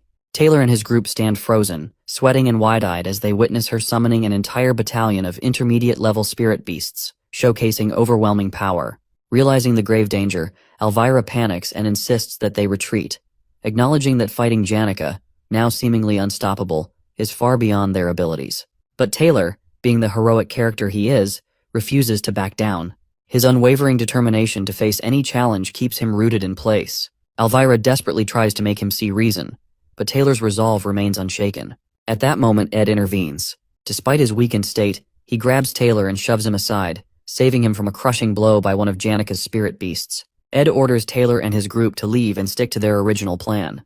Confused and shaken, they question why Ed, who had been so intent on stopping them, is now urging them to go upstairs. Elvira, reluctant to leave, argues against abandoning the fight. In response, Ed lightly bonks her on the head, handing her bag of chemicals back, and sternly tells them to do as he says. Realizing they have no choice, they leave Ed behind with Janica and rush upstairs. While Janica is still immersed in her summoning magic, Ed approaches her slowly. Janica, noticing him, tries to reassure him that she will handle everything, and that he doesn't need to push himself anymore. But Ed, weak and battered, softly calls her name. He places his trembling hands on her shoulders, stunning her. It's the first time he's ever touched her in such a way, and the gesture leaves her momentarily speechless. In a weak voice, Ed gently asks her to call off her spirits, explaining that the wind is too strong and he can barely stand. Seeing him in such a pitiful state, Janica's heart softens. She immediately cancels her magic, dismissing the spirit beasts and restoring calm to the hall. Taylor and his group, watching from the stairs, are shocked that Ed has managed to stop Janica so effortlessly. Ed then turns to them and urges them to go quickly, emphasizing that time is running out. As he finishes speaking, his exhaustion overtakes him, and he collapses to the floor. After some time, Ed and Janica are seen sitting together. Janica is gently tending to Ed's wounds, her face filled with worry. She angrily scolds Taylor and his group for being too harsh, blaming them for Ed's condition. Ed, trying to ease her concerns, jokingly mentions getting revenge next time they meet Taylor and the others. This makes Janica even more worried, and she urges Ed to promise her not to get hurt again. Ed feels grateful for her care and thanks her softly. He feels relieved that he completed his task, even if things didn't go perfectly according to plan. Now, all he wants is to rest, so he gets up, ready to return to his camp. Before he steps away, Janica hesitates and informs him of something strange she noticed earlier. She describes a large carriage adorned with a golden crown parked near the garden. Ed freezes, instantly recognizing the symbol. It belongs to the leader of the Merchant Association's elite, the Golden King, who is also Lortel's adoptive father. Ed remembers the game's storyline, where the Golden King appears much later as a fake antagonist before being defeated by Lortel in Act 2. Ed is confused and alarmed by the Golden King's early arrival, suspecting that something unusual and beyond his game knowledge is happening. Meanwhile, on the 5th floor of Ophelis Hall, Lortel gazes out of a large window, her expression cold and calculating. Beside her stands Alice, the chief mate of the hall. Lortel begins speaking to Alice, recounting her earlier encounter with Ed. She describes him as cruel and unfeeling, mentioning how he dismissed her pleas for sympathy without any hesitation. She reflects on how people like herself, shaped by lives of hardship and betrayal, have learned to expect nothing but cold indifference from others. Alice, who has been working in Ophelis Hall since she was 15, listens silently. She has risen from nothing to become the hall's manager through years of hard work and competence. Recognizing Alice's strength and influence, Lortel invested a considerable amount of money in securing her loyalty, seeing her as a valuable ally. Offering Alice a box of gold coins, Lortel thanks her for being on her side. Though Alice remains quiet, Lortel believes she has found someone like herself, someone willing to set aside their values for the sake of gold. In her mind, she believes Alice is someone who shares her understanding of survival and sees her as a kindred spirit. Lortel's thoughts briefly return to her difficult past in the slums, where life was a daily struggle for survival and betrayal was commonplace. Despite her tragic origins, Lortel has embraced her role as a hidden villain in the game's narrative, using cunning and manipulation to achieve her goals. Her current plan is to give Berserker defense magic to Willen's group on the 4th floor to destroy Ophelis Hall from the inside, targeting the students in there too. Feeling confident in her plan, Lortel walks with Alice toward the storage room to set everything in motion. She assumes Alice is fully on her side, her loyalty secured with gold. But as they go in their way, Alice suddenly draws her sword and points it at Lortel's neck. Her aura flares, creating a heavy, tense atmosphere, coldly announces she is not from the same kind as Lortel is. The words leave her frozen, her mind racing to understand the depth of Alice's resolve. For the first time, Lortel feels a crack in her carefully constructed world, the realization of her solitude sinking deep. She remains motionless, caught between fear and disbelief as Alice's blade hovers close to her neck.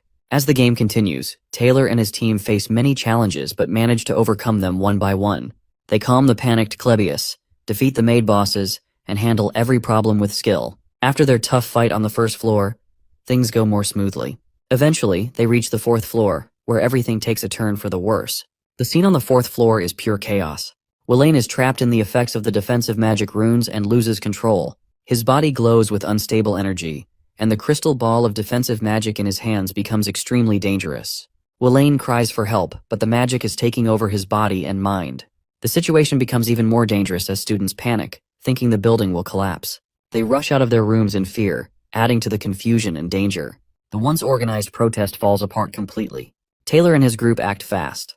Taylor blocks the blasts of magic from Willen, protecting the students while the rest of the team helps evacuate them. Once the students are safe, they turn their attention to Willen, who is still under the dangerous effects of the magic runes. His attacks grow stronger, and destructive magic spreads across the hall.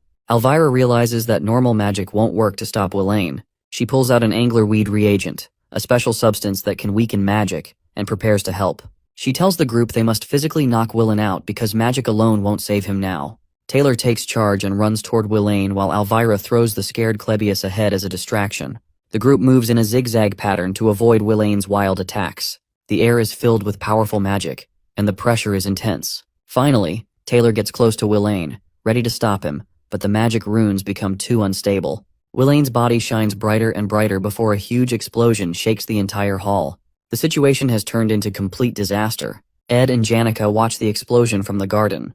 Janica, worried about Ed's wounds, hovers over him, urging him to rest. Ed reassures her, explaining that most of the blood isn't his, trying to ease her worry. However, Ed's attention is elsewhere. The biggest concern for him now isn't the explosion, but the ominous presence of the carriage parked outside the hall, the one belonging to the Golden King elite of the Merchant Association. The Golden King, Lortel's adoptive father, is a character who shouldn't appear in this act of the game right now. His presence at this time raises alarm bells in Ed's mind. Known as a fake boss who eventually vanishes after being defeated by Lortel in Act 2, his discreet and unexpected arrival suggests a secret motive. Ed's eyes narrow as he observes the carriage, piecing together the puzzle in his head. What catches his attention next is even more unusual. Shenny, one of the maids of Ophelis Hall and a subordinate of Alice, stands by the carriage waiting for the Golden King. This feels off. Alice is someone Lortel had invested in heavily to secure her loyalty. For Shenny, one of Alice's trusted maids, to be seen with the elite now seems strange and out of place. It hints at something deeper. A crack in the loyalty Alice pledged to Lortel. The pieces begin to fall into place in Ed's mind, realizing Shenny is involved with the elite as Alice may have betrayed Lortel. Ed understands the gravity of the situation. Lortel is an essential character for progressing through the game's later acts. If the elite take over Ophelis Hall and gain access to the sealed Book of Grimoire, Lortel's downfall could occur, causing the entire story to unravel. Ed knows he needs to act quickly. He decides to take on Lortel's role, doing whatever it takes to keep the Golden King away from entering the building and changing the original storyline. Before the chaos of the protest, Alice, the chief maid of Ophelis Hall, secretly writes a letter to the elite merchant king. In the letter, she exposes everything about him, how he is Lortel's adoptive father and the man responsible for killing Lortel's biological father. She reveals Lortel's plans to take revenge by manipulating the business magnates and directors of the elite merchantry to overthrow him. She also shares details about Lortel's scheme to acquire or sabotage the sage's sealed grimoire, a critical move intended to strike the Golden King by surprise and remove him from power in the Merchant Association. Alice ends the letter with a bold demand for more money than what Lortel has offered her, promising to switch sides and create a dramatic turn of events in the Golden King's favor. Now, with her sword pressed against Lortel's neck, Alice waits for the Golden King's arrival at Ophelis Hall. Lortel, usually clever and confident, is now shaken. She pleads with Alice, questioning her betrayal and pointing out that they both wanted revenge against the Golden King. Alice sighs and apologizes, but delivers a brutal truth. She tells Lortel that they, including the Golden King, are not so different, driven by ambition and survival. Her words cut deep, leaving Lortel speechless. Suddenly, an explosion echoes through the hall as the door bursts open. Taylor and his group arrive, dragging a restrained and defeated Willen behind them. They are battered but still resolute. Elvira quickly assesses the situation, deducing that Alice must be the one behind the chaos, as only she could have provided Willen with the defensive magic runes. Spotting an opportunity amidst the commotion, Lortel acts to collapses dramatically to the floor. Taylor and his group rush to check on her, concerned for her well-being. Hiding her tears and masking her turmoil, Lortel pretends to be overwhelmed and helpless. Without a word, she suddenly gets up, sprints away, and retreats to her room. Her mind races with plans for what to do next. Lortel stands frozen, stunned by the unexpected arrival of the Golden King. The man who pulled all the strings in the shadows has come all the way to Ophelis Hall himself. Though shocked, she quickly shifts her focus to the opportunity now at hand. Blaming him for the large-scale tampering with the Merchant Association's account books and the damage caused during the chaos could finally lead to his downfall. Her plan to overthrow him feels within reach, but she knows she must act fast. She knows what she has to do. She needs to get to her room, where a carrier pigeon is hidden. The pigeon will carry a message to the Merchant Association's officials, exposing the Golden King's crimes. Once she sends it, she plans to hide somewhere in the hall to stay safe. Even though her heart aches from Alice's betrayal, Lortel doesn't let herself cry. She's used to being hurt by others and has learned to blame them to protect herself. Wiping away her emotions, she quickly heads to her room, determined to complete her plan. At the same time, the Golden King elite enters the hall with his guards, carrying an air of authority. Spotting a student near the entrance, he calmly advises the student to evacuate for safety. However, the student doesn't budge and instead informs him that no one is allowed inside the hall due to safety protocols. The elite looks puzzled but intrigued by the student's firm stance. The student is none other than Ed, standing in front of the stairs like an immovable wall, blocking the elite's path to the upper floors. The elite, maintaining his calm, asks Ed if he has any official authority or permit to enforce such rules. Ed boldly replies that he's acting on his own judgment. In this tense standoff, Ed evaluates the situation. He knows that only 3 people truly understand the flow of the story. Lortel, who wants revenge on the elite for destroying her childhood and plans to oust him. The Golden King elite himself, who seeks the sage's sealed grimoire for ultimate power. Alice, the chief maid, who has become the central villain in this act by betraying Lortel. Ed decides to trust Taylor and his group to deal with Alice, the act's main antagonist, while he focuses on keeping the elite from going upstairs. By doing so, he hopes to preserve his understanding of the game's storyline and secure his role as a successful character in the end. The elite tries to defuse the situation, claiming he needs to consult with the Academy about the chaos inside, but Ed remains unmoved. His unyielding stance begins to irritate the elite, who activates his aura and then asks a pointed question whether Ed is siding with Lortel. 10 minutes before the confrontation with the Golden King elite, Ed and Janica arrive at Jix's room. To their surprise, Jix is calmly exercising while the building is in chaos, with most students already evacuated. Curiously, they ask why he hasn't left. Jix explains that he's trying to avoid rash actions and prefers to focus on his routine, rather than getting involved in the protest. Noticing Janica and Ed together, Jix foolishly asks if they're dating. Embarrassed, Janica yells to instantly denies it. However, she becomes flustered, giving eye contact with Ed as she worries she might have made him uncomfortable. Picking up on the awkwardness, Ed subtly makes Jix realize his rudeness. Jix hurriedly apologizes to Janica for his careless question. After a brief moment, Jix asks why they've come to him, especially considering they barged into his room, even breaking part of his wall in the process. Ed straightforwardly asks for a favor, promising to repay him later. Though Jix seems reluctant at first, he eventually agrees. Back in the hall, as the Golden King elite Keklin argues with Ed, Janica and Jix secretly observe the scene from a hidden spot. The elite tries to persuade Ed, painting Lortel as a treacherous and ungrateful person. He recounts how he raised her since childhood and accuses her of plotting against him. In an attempt to win Ed over, he even offers to double the amount of gold coins Lortel promised to anyone on her side. Ed stands firm, making it clear that he isn't interested in money or personal gain. Frustrated, the elite gives up on diplomacy and orders his guards to dispose of Ed. As the guards surround and overpower Ed, Jix springs into action. Using wind magic, he sends the guards flying, creating a moment of chaos. Jix and Janica reveal themselves, stepping in to help Ed. Janica summons her spirit companions while Jix prepares for a fight. Ed thanks them for their intervention, promising Jix he'll repay him later, before heading upstairs to check on Lortel. The elite, now realizing these students are formidable opponents, commands his guards to fight with everything they've got. A fierce battle begins as Jix and Janica engage the guards, holding their ground with determination. Meanwhile, Ed rushes up the stairs, floor by floor. When he finally spots Lortel, he doesn't waste a moment. He urgently tells her to escape through the hall's back door and run as fast as she can. In Lortel's world, kindness and goodwill always come with a price. A reason, a tag, or a coin. Everyone she's trusted has only shown loyalty because she invested in them. Now, as she reflects on her choices, she regrets the foolish mistake of believing in anything else. She looked up to Janica Failover, who seemed to grow up surrounded by love and care from others without expecting anything in return. Watching Janica and Ed's connection, built on trust and understanding, made Lortel wonder if she could ever have that kind of bond with someone. But now, betrayed by Alice after sharing all her plans, she feels foolish and scolds herself for ever thinking she could live a life like Janica's, one filled with trust and genuine relationships. Lortel convinces herself she should have stayed true to her cold, calculating self. Among the 5 people she trusted to occupy the hall, Alice betrayed her by siding with the elite. The twin maids, Shenny and Kelly, joined Alice, and even Willen leaned toward the elite's side. The only one left was Ed, but Lortel feels he'll eventually betray her too. After all, why wouldn't he? As they run through the hall, Ed asks Lortel if Alice betrayed her. Lortel suddenly stops and stands still. Her voice is low and regretful as she apologizes, saying she can't guarantee the 20 gold coins she promised him.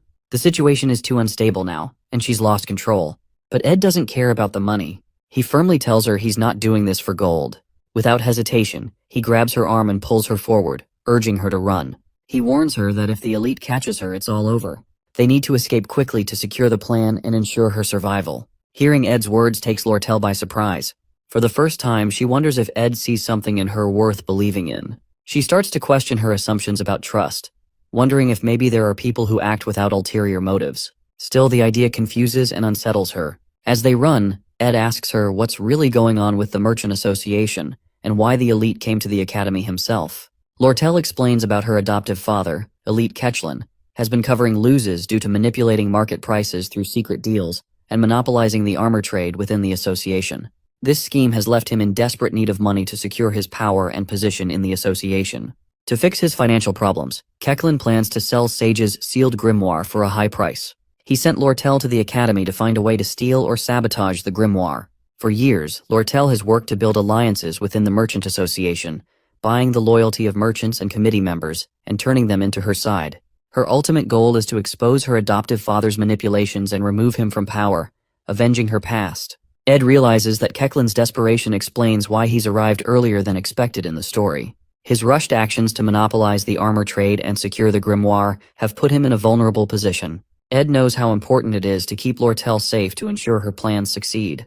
Lortel knows her plans can only work if her father is away from the merchantry headquarters.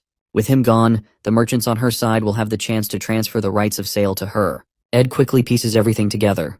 He realizes that Lortel has been using this elaborate plan to disrupt the Academy's finances by burning Ophelis Hall.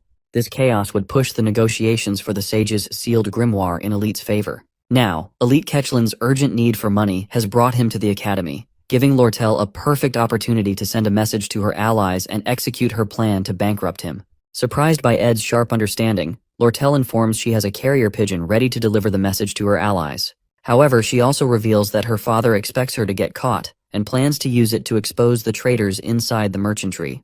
When they reach Lortel's room, Ed pauses and gives her detailed instructions. He tells her to stay hidden and avoid being seen by anyone. He explains how she can escape using the horsemen in the quarters, ride to the Arkan Mountains. He advises her to leave the horse carriage at a spot to mislead Elite's guards, and then hide at his place in the forest for 3 days, as he will write and send the message to her allies from her room in the hall. Ed notices someone suspicious guarding the back door and warns Lortel to wait until it's safe. He firmly grabs her shoulders and emphasizes the importance of staying hidden.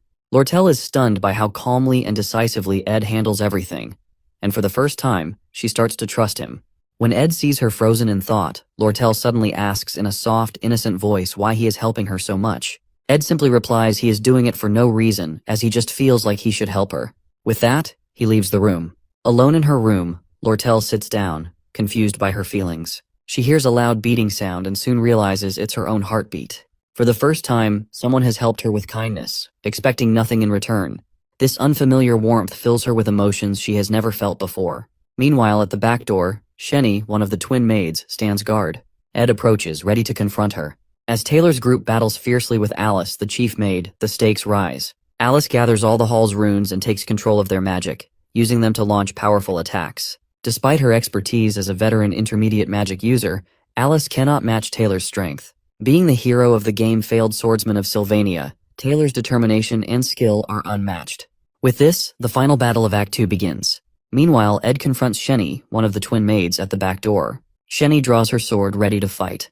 As she dashes forward with a lightning-fast attack aimed at Ed's leg, he uses his quick reflexes to dodge her strike. Ed, being a skilled player of the game, already knows her fighting patterns and starts anticipating her moves. He jams her sword with his foot and grabs her hands just as she tries to draw her knives, disarming her. But Shenny isn't done yet. Sharing a magical ability with her twin sister Kelly, due to their shared birth star, she uses low-level telekinesis to hurl objects and blades at Ed while attempting to stab him. Despite taking some hits, the wounds aren't deep due to her unrefined magic. Ed pulls the blades from his body and manages to pin Shenny down, pressing his knee against her back to immobilize her. As Shenny struggles, she begins crying and yelling about how she cannot fail Alice, revealing her deep loyalty to the maid. Ed calmly tells her that Alice will lose, but Shenny shares Alice's backstory, how Alice raised orphans and saved lives, including Shenny's. Meanwhile, Taylor and Clebius, with help from Elvira and Isla, close in on Alice. Taylor uses his powerful slash-element attack, causing a massive explosion that shakes the entire floor. Seeing the explosion, Shenny screams in despair before passing out from shock and exhaustion. Ed, unaffected by the emotional backstory, stays focused on surviving the game. He drags the unconscious Shenny into the hall and props her against the wall before quickly leaving. He knows that these side stories won't affect the main plot and chooses to prioritize his own survival as the story progresses. Ed reaches Lortel's room, noticing the neatly arranged books, luxurious wooden furniture, and decorations. He's impressed by how perfectly the room matches Lortel's character. Without wasting time, he writes a message, attaches it to the pigeon, and sends it flying toward the headquarters. This gives them a crucial time advantage since Elite Kechlin, currently in Sylvania, will take at least 3 days to return to the headquarters. Later that night, under a rain-soaked sky, Ed, battered and tired with cuts and bruises, limps toward his hut to rest and heal. He successfully stopped Elite from reaching the hall, with Jix and Janica's help, and created an escape route for Lortel. His quick thinking left Elite with no choice but to chase the horse carriage Lortel hired. Everything was falling into place, and the storyline remained intact. As Ed finally reaches his hut, expecting Lortel to already be there, he's startled by an unsettling scene. Lortel, holding a knife, walks toward him with a dark and sinister expression. Panic sets in as Ed begins to think she might be the true mastermind, eliminating everyone one by one, and now targeting him. His body tenses, unable to move as his thoughts spiral. But as Lortel draws closer, she unexpectedly tears a piece of her clothes and patches up his wounds. Ed's fears vanish, replaced by relief and confusion. Lortel, with soft and caring eyes, helps him to the hut where she's already prepared a warm fire. Lortel asks Ed they should warm up first by sitting together. Her cheeks blushes faintly. Ed and Lortel sit together by the fire, the warmth helping Ed dry off and recover. As they chat, Lortel mentions the carriage driver who promised to draw attention away from her by diverting the Elite's guards, even at the risk of his own life. Ed, curious, wonders how she managed to gain such loyalty. Then, remembering that it's Lortel Kechlin, he decides not to ask further and remains silent. After a pause, Lortel thanks Ed for his help and reminds him that she now owes him a significant favor. Noticing his quiet demeanor, she teases him for being so dull. Ed politely replies to just only hand him over the 20 gold coins as per their deal when the time comes. They sit for a while before Lortel breaks it with a question about him and Janica being close. She asks, as her voice carrying a hint of curiosity. Ed speaks highly of Janica, describing her as kind and dependable. Lortel listens quietly, her expression softening but showing a hint of sadness. After a moment, she adds her own compliments about Janica, though her tone is glum. Sensing something behind her tone, Ed asks what she wants to say. Lortel takes a deep breath before sighing lightly. In a better mood with a faint smile, she says she is not like Janica, who is caring, always thinking of others. At the same time, in Awfulest Hall, Jix and Janica are doing their best to hold off Elite Kechlin and his guards. However, things take a turn when Elite gets a report from one of his men that Lortel has escaped. Without wasting time, he leaves the hall to chase after her. The fight isn't going well for Jix. He's struggling, and it's clear he's no match for the guards. But Janica, who was nervous before, suddenly activates her spirit magic aura. A powerful tornado forms in the hall, throwing guards in all directions as her spirits unleash their full strength. Jix panics and yells at her to stop, worried about the destruction and casualties. Janica pauses, then turns to him with an unsettling, almost eerie smile. Her eyes gleam with a strange intensity, as she calmly says she is not mad at all. The next day, at Ed's hut, he is busy washing his ruined academy uniform. After the long and exhausting night, he skipped classes to take care of things. Jix arrives with a spare uniform for Ed and shares some surprising news. He explains what happened after the incident. Willain has taken all the blame for the destruction of Awfulest Hall, while Chief Maid Alice, who was captured, hasn't said a word about what happened. Lortel has vanished, safely hiding in Ed's hut, and there's no news yet from Elite Kechlin. As Jix talks, Ed feels relieved. His plan worked, and now all he has to do is wait for the carrier pigeon to return with good news. Stretching his sore muscles, Ed feels the aches and pains from the night's events, but stays determined to keep moving forward. Later, Ed notices something new. His stats have improved, and he has reached the intermediate craftsman rank. This upgrade unlocks advanced crafting skills, giving him access to new abilities. Excited, he decides to learn Spirit Formula Infusion, a skill that combines spirit sorcery with magic engineering. With this ability, Ed can form contracts with spirits and create powerful weapons, magical artifacts, and useful tools. Feeling more confident in his abilities, Ed starts planning how to use these new skills for the challenges ahead. Later that day, Janica visits Ed with a cheerful smile. Ed is exercising outside the hut when she arrives and takes a seat beside him. Curious, Ed asks why she isn't in class. Janica explains that she's feeling tired and needed a break, so she decided to come to the woods for some fresh air. Concerned, Ed asks if she got hurt because of him. Janica shakes her head and smiles reassuringly, saying she's fine. Then with a slight frown, she asks if Lortel is doing okay. Ed tells her that Lortel is resting inside the hut, which makes Janica feel a little jealous, though she hides it well. Inside the hut, Lortel leans back, feeling relieved that the chaos of the Awfulest Hall incident is finally over. However, her work isn't done yet. She still needs to persuade the chief maid, Alice, to help lay the groundwork for negotiating the purchase of Sage's sealed grimoire. For now, though, she waits anxiously for a reply from the elite merchant's headquarters. While waiting, Lortel can't help but notice how safe and comforted she feels in Ed's presence. His unconditional kindness and trust make her heart race, and for the first time, she feels something more precious than gold. Blushing, she realizes she doesn't want to lose Ed to Janica, whose life is already full of family and friends. Lortel quietly resolves to win Ed over, even if it means competing with Janica. Spending 3 days with Ed only deepens Lortel's feelings for him. She starts to develop a bit of a fixation, even imagining showering him with gold if that's what it takes to win his affection.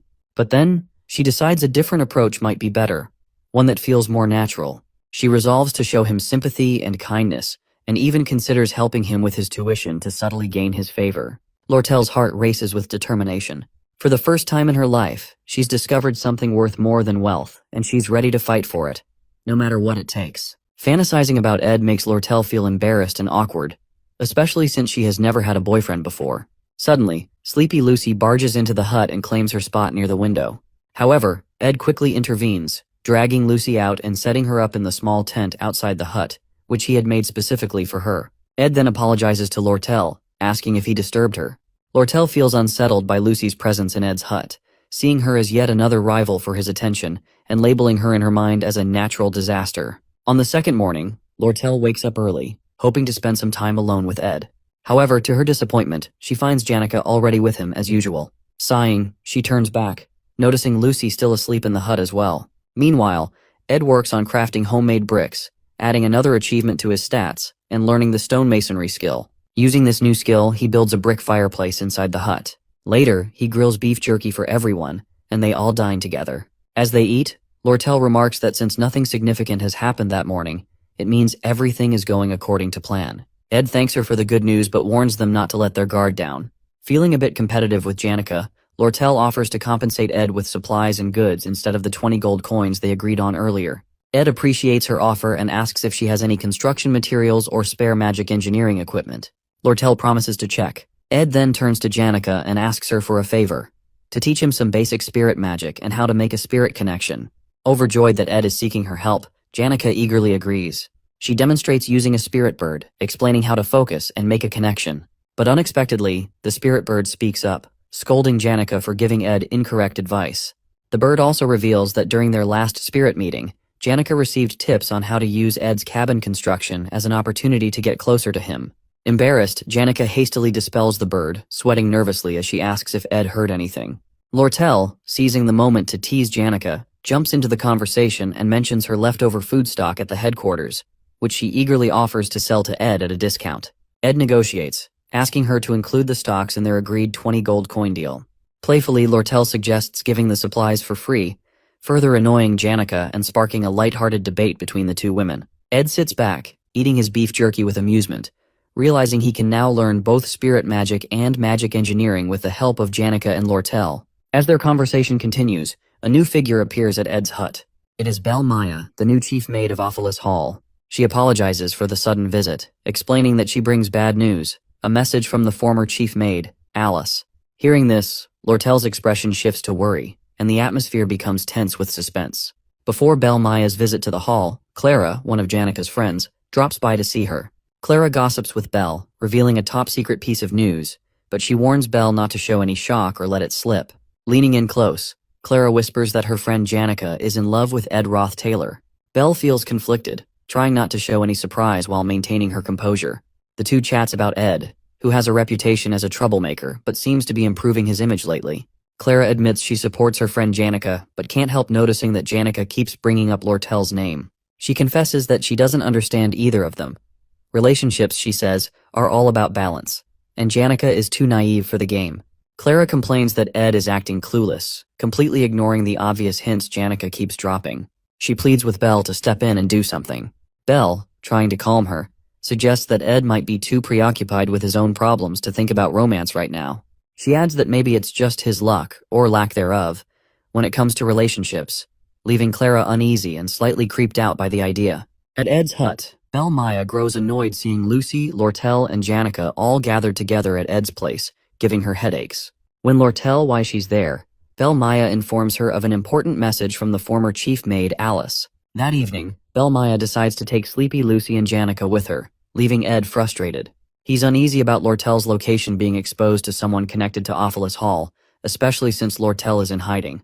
To avoid further risks, Lortel chooses to leave Ed's place and go with Belle Maya, who offers to take her to a safe house. Before leaving, Lortel gives Ed a repaired uniform as thanks for his help. Ed expresses his gratitude, noting it'll make a decent second set for the academy. A pigeon carrier also arrives with good news.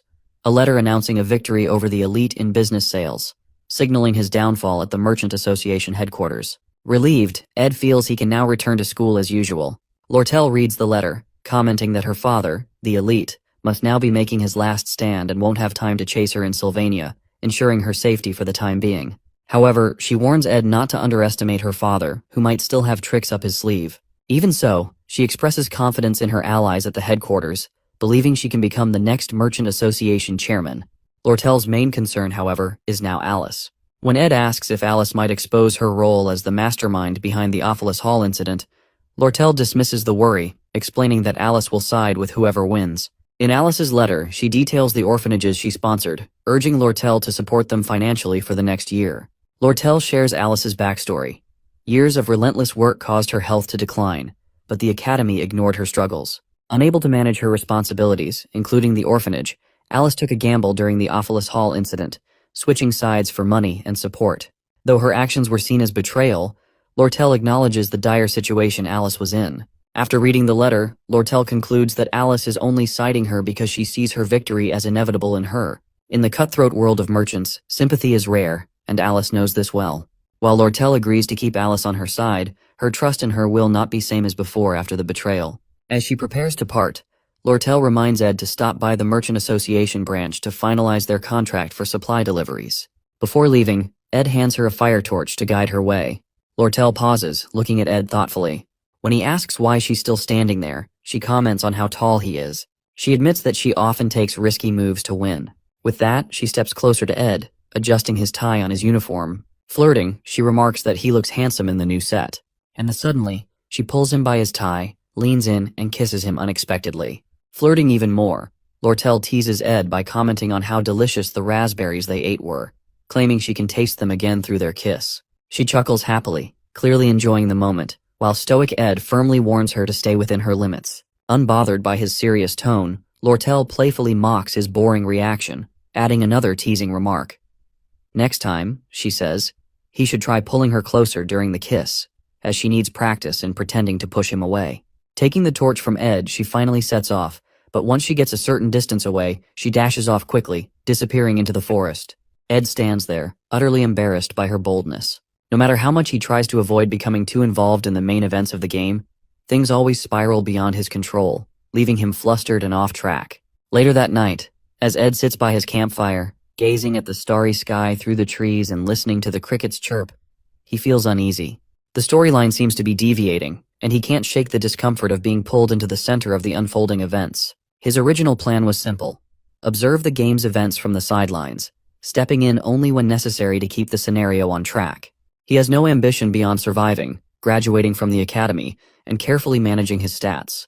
However, the plan that seemed so straightforward now feels like an endless and reckless challenge. As summer quietly fades into fall, Ed reflects on how quickly time is passing and wonders what twist the game might throw at him next.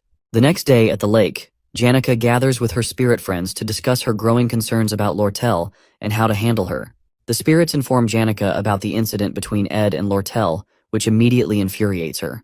The spirit labels Lortel as an intimidating foxy redhead as Janica anxiously asks how Ed reacted. She breathes a sigh of relief when she learns that Ed responded coldly and didn't show any emotion.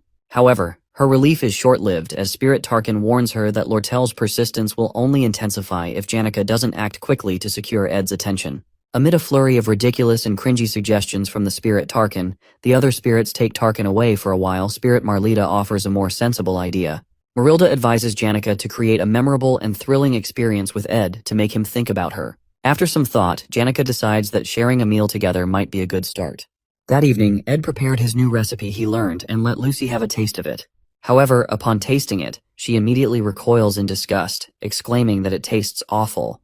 Ed listens to her criticism without reacting, calmly noting down his mistakes and deciding to delay perfecting his cooking skills until he receives a wider variety of ingredients from the stock deliveries. Despite the setback, Ed gains an upgrade in his stats, advancing to an intermediate level in craftsmanship.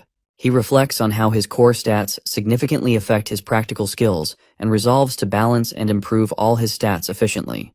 However, Ed's packed schedule leaves him little time to focus on personal development. Between attending classes, honing survival skills, and keeping a close eye on the progression of the game's scenario, his hands are full. He observes that Taylor's combat abilities are steadily improving. Isla continues to support Taylor, and Princess Fenia seems to be on track. Still, Ed knows the pivotal event in the storyline, Fenia's clash with Lortel, is approaching. He's also aware that another key character, Clarice, won't enroll until next year, so he doesn't need to worry about her yet. While Elite's early dismissal creates some uncertainty regarding Lortel, Ed is sure it won't stop her from pursuing the Sage's sealed grimoire. As the Academy Day comes to an end, Ed steps outside, looking back at the main building. He realizes it's time to start monitoring the faculty building closely since the final boss of Act 2 is about to emerge. Meanwhile, in a quiet room within the Academy, someone receives a letter revealing the mastermind behind the Ophilis Hall incident. That person who receives letter is none other than Professor Glast. Professor Glast stands in his quiet office while his assistant, Claire Elfin, stood nearby. Trying to impress him, Claire praised his sharp thinking for suspecting someone behind the Ophilis Hall incident. However, Glast, a no-nonsense figure, ignores her attempts at charm. Removing his glasses, he exudes a dark and intimidating aura, ordering Claire to find the divine science thesis he had asked for earlier. Startled by his stern tone, Claire quickly rushes out to do as he says. At the Ophilis Hall faculty building, Claire receives all the materials about the incident from Annis. Relieved, Claire thanked her and started looking through the files of students involved. Among the files of students linked to the incident, 3 catch her attention: Ed Rothstaylor, Jix, and Janica. While most of the case seemed straightforward, Claire couldn't help but feel something unusual about Ed's file. His reputation and some missing pieces made her curious. That evening, Ed visited the Sylvania Merchant Association branch to collect the supplies he'd ordered under his contract with Lortel. Lortel, clearly enjoying his company, teasingly apologized for forgetting the contract details, as she is using it just an excuse to make him visit again. She prepares tea and snacks, inviting him to sit and chat. As they talk, she tells him to pick up his magic equipment at the counter when he leaves. Trying to keep his attention, Lortel shows off her fancy dress, asking how she looked for an important meeting. But Ed, uninterested, simply asked what kind of meeting it's. Lortel smiles, amused by how little he noticed her flirting. Then the conversation shifted to Ed's cabin. Lortel suggests he may need furniture, but Ed explains her company's products were too expensive for him. Lortel agrees but says she cannot give away items for free because of her merchant ethics. Suddenly she used her magic to break a chair's leg, claiming it is now damaged and she will throw it away tomorrow. She hinted that Ed, with his crafting skills, could fix it. Ed thanked her for the broken chair, still keeping his calm and serious demeanor. Lortel, entertained by how he never shows much emotion, moves closer to him. Sitting on the table nearby, she teasingly says she has made her move and asks if he doesn't see her as a woman. She boldly admits that she isn't helping him out of kindness, but because she has her reasons. Smiling confidently, she tells him she is determined to stick around and get the answers he is searching for, making it clear she has no plans to let him ignore her.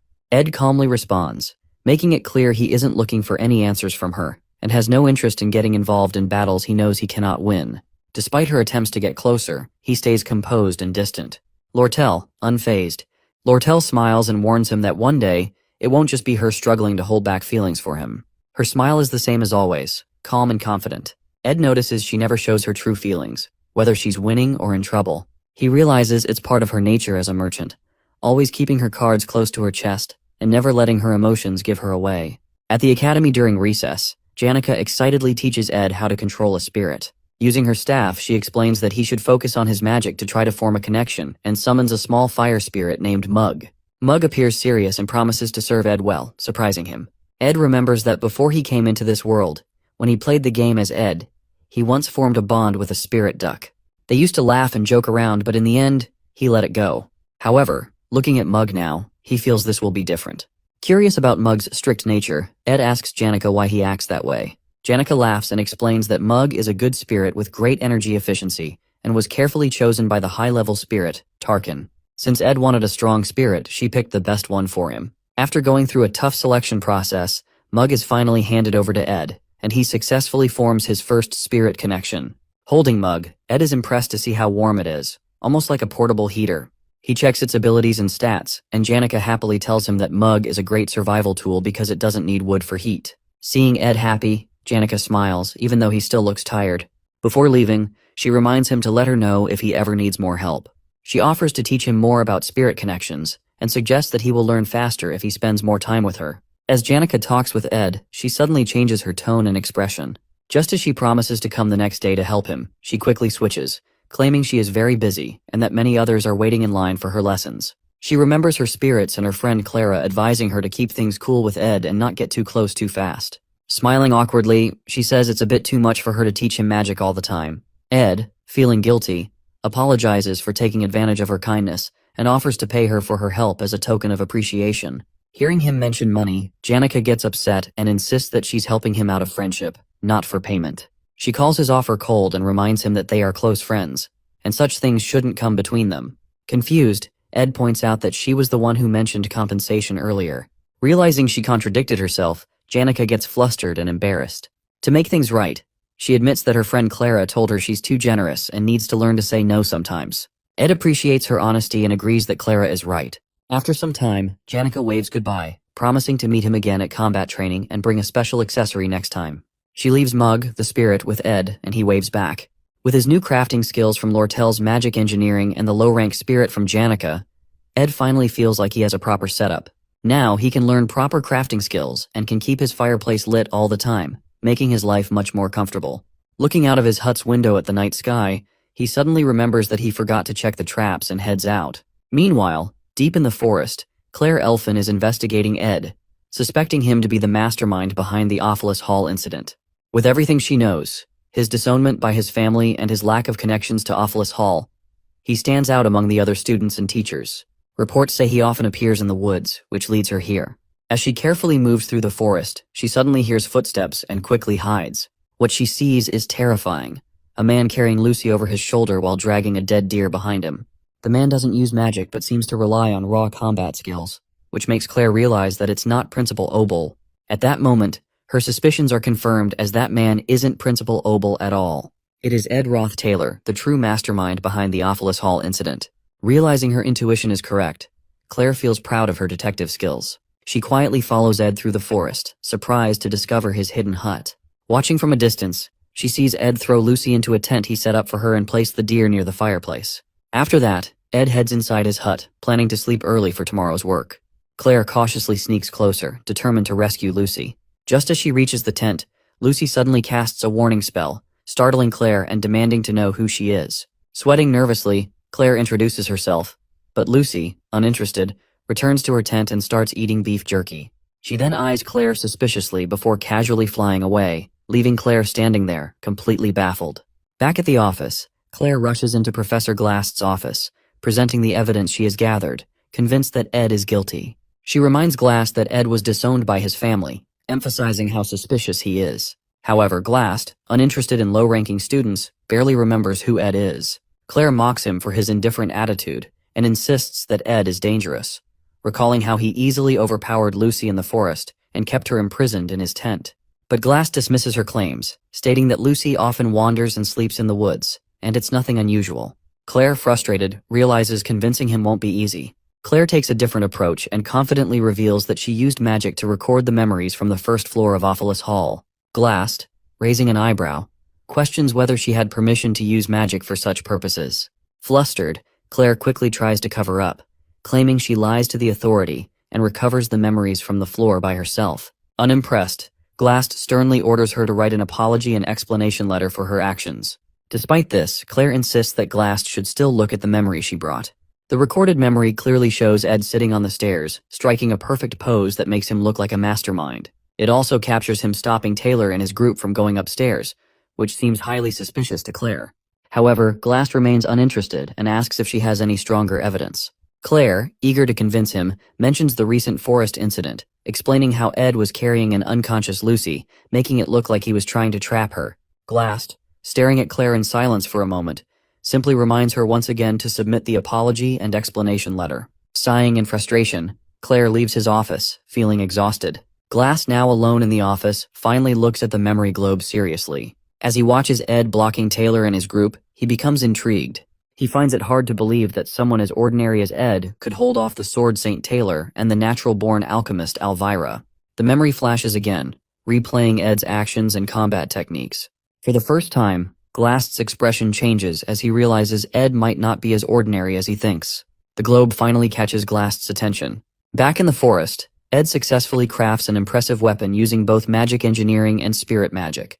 Ceremonial dagger. Explosion. He admires his work, realizing it's the best weapon he has made since he started living independently in the game. Feeling a sense of pride, he examines the dagger closely. Mug, seeing Ed pleased with his creation, advises him to improve the weapon's efficiency by using it frequently. Then, trying to flatter him, Mug begins singing a song in his honor. Ed, who has been observing Mug's flattery and overly formal behavior since they met, suddenly picks him up and shakes him, demanding to know the real reason behind such behavior. Mug stammers and tries to apologize, but Ed pushes further, asking if Janica promised him something in return. Mug hesitates, but Ed insists he should be honest since they are now bonded through their spirit connection. Feeling the pressure, Mug finally cries and confesses. He admits that he deeply respects Ed, but is ashamed of his own low ambitions and success. The real reason he agreed to the contract was to take advantage of the refined magic around Janica, which allows him to grow at twice the normal rate of a low-ranking spirit. Ed sighs, asking if there's anything else Mug has been hiding. Mug, feeling guilty, reveals that he also heard rumors about Ed's strict and authoritarian reputation at the academy. Fearing Ed's temper, he tries to stay on his good side by constantly flattering him. After hearing Mug's full confession, Ed calmly tells him that he understands his situation, and that it's only natural for him to want to grow stronger.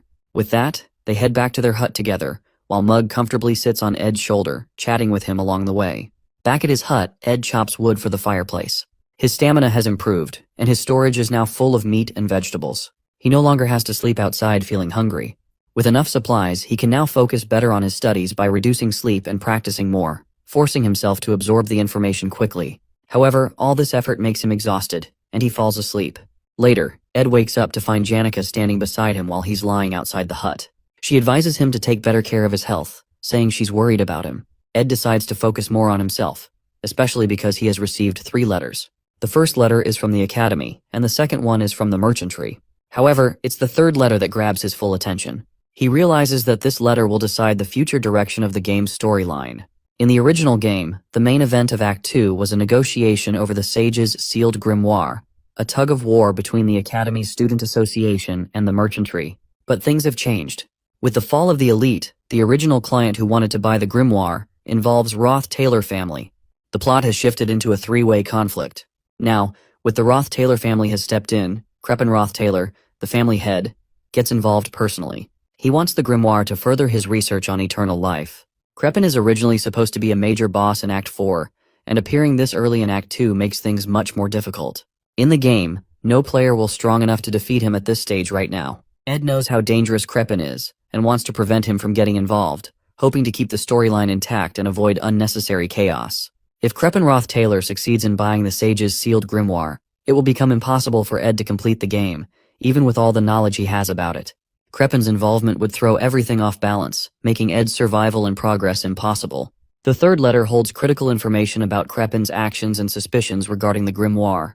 However, the sender of the letter remains unknown, adding another layer of mystery to the situation. During recess at the academy, Princess Fenia enjoys her tea in the garden.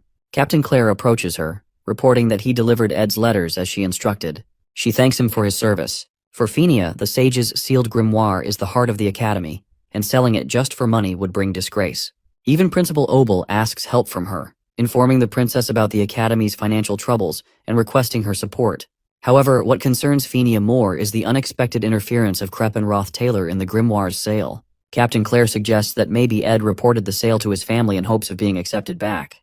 He believes Ed might do anything to regain his family's recognition, Before the conversation continues, Lortel, known for her cunning nature, arrives and interrupts Claire. She doubts his theory, and politely asks the princess for permission to join her tea session. Phinia finds Lortel's visit surprising, as she always thought Lortel disliked her. However, Lortel smiles and clears up any misunderstandings, offering some inside information as a sign of goodwill.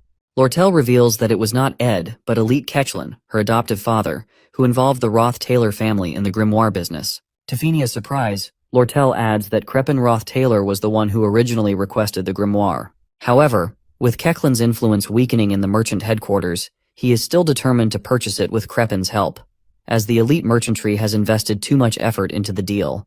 This makes Phinia realize that the grimoire sale might be an attempt to form a business alliance between the two families. But she wonders about why are they now competing for it instead of working together. Lortel smiles and explains that, since she now controls the merchantry, she wants to save the grimoire by purchasing it herself. She assures Phinia that she has no intention of selling it to the Rothstaylor family. Surprised by Lortel's honesty, Phinia asks why she is sharing such internal matters. Lortel, still smiling, calls Phinia an ally in this situation. She explains that if Phinia helps her obtain the grimoire, it will strengthen her position in the merchantry, while Phinia can keep the Rothstaylor family in check, marking a win-win situation for both of them. Lortel continues explaining her reason for stepping in to protect Ed from further trouble. She tells Princess Phinia that Ed has already been disowned by his family, and it would be unfair to suspect him of being involved with them. Phinia listens carefully, observing Lortel's way of speaking and how she carefully chooses her words. She starts to suspect that Lortel might be hiding something, as she surprises that Lortel never worried so much for any person. Wanting to test her, Phinia casually brings up Ed and comments that he is quite a useful person in such situations. She suggests that she might interrogate him personally, using her authority to bring him to their side. And if he refuses to cooperate, she won't hesitate to exploit him. Hearing this, Lortel, who was calmly holding her teacup, suddenly starts shaking and shivering. She carefully puts down her tea, then bursts into laughter as she realizes that even Princess Phinia isn't above exploiting others for her own goals. Captain Claire, surprised by Lortel's mocking attitude, becomes agitated and questions how she dares to disrespect Princess Phinia. However, before he can act, Phinia calmly orders him to stand down. Lortel stands up gracefully and reassures Phinia that they are allies. She then gives Phinia one last piece of advice. Never underestimate Ed Rothstaylor. She warns that if Phinia does, she will end up regretting it. As Lortel walks away, Phinia falls deep into thought. She struggles to figure out the truth. Is Ed really the one behind Crepin Rothstaylor's sudden involvement in the bidding? Or could it be Lortel, who always acts so confident and never bows, even to a princess?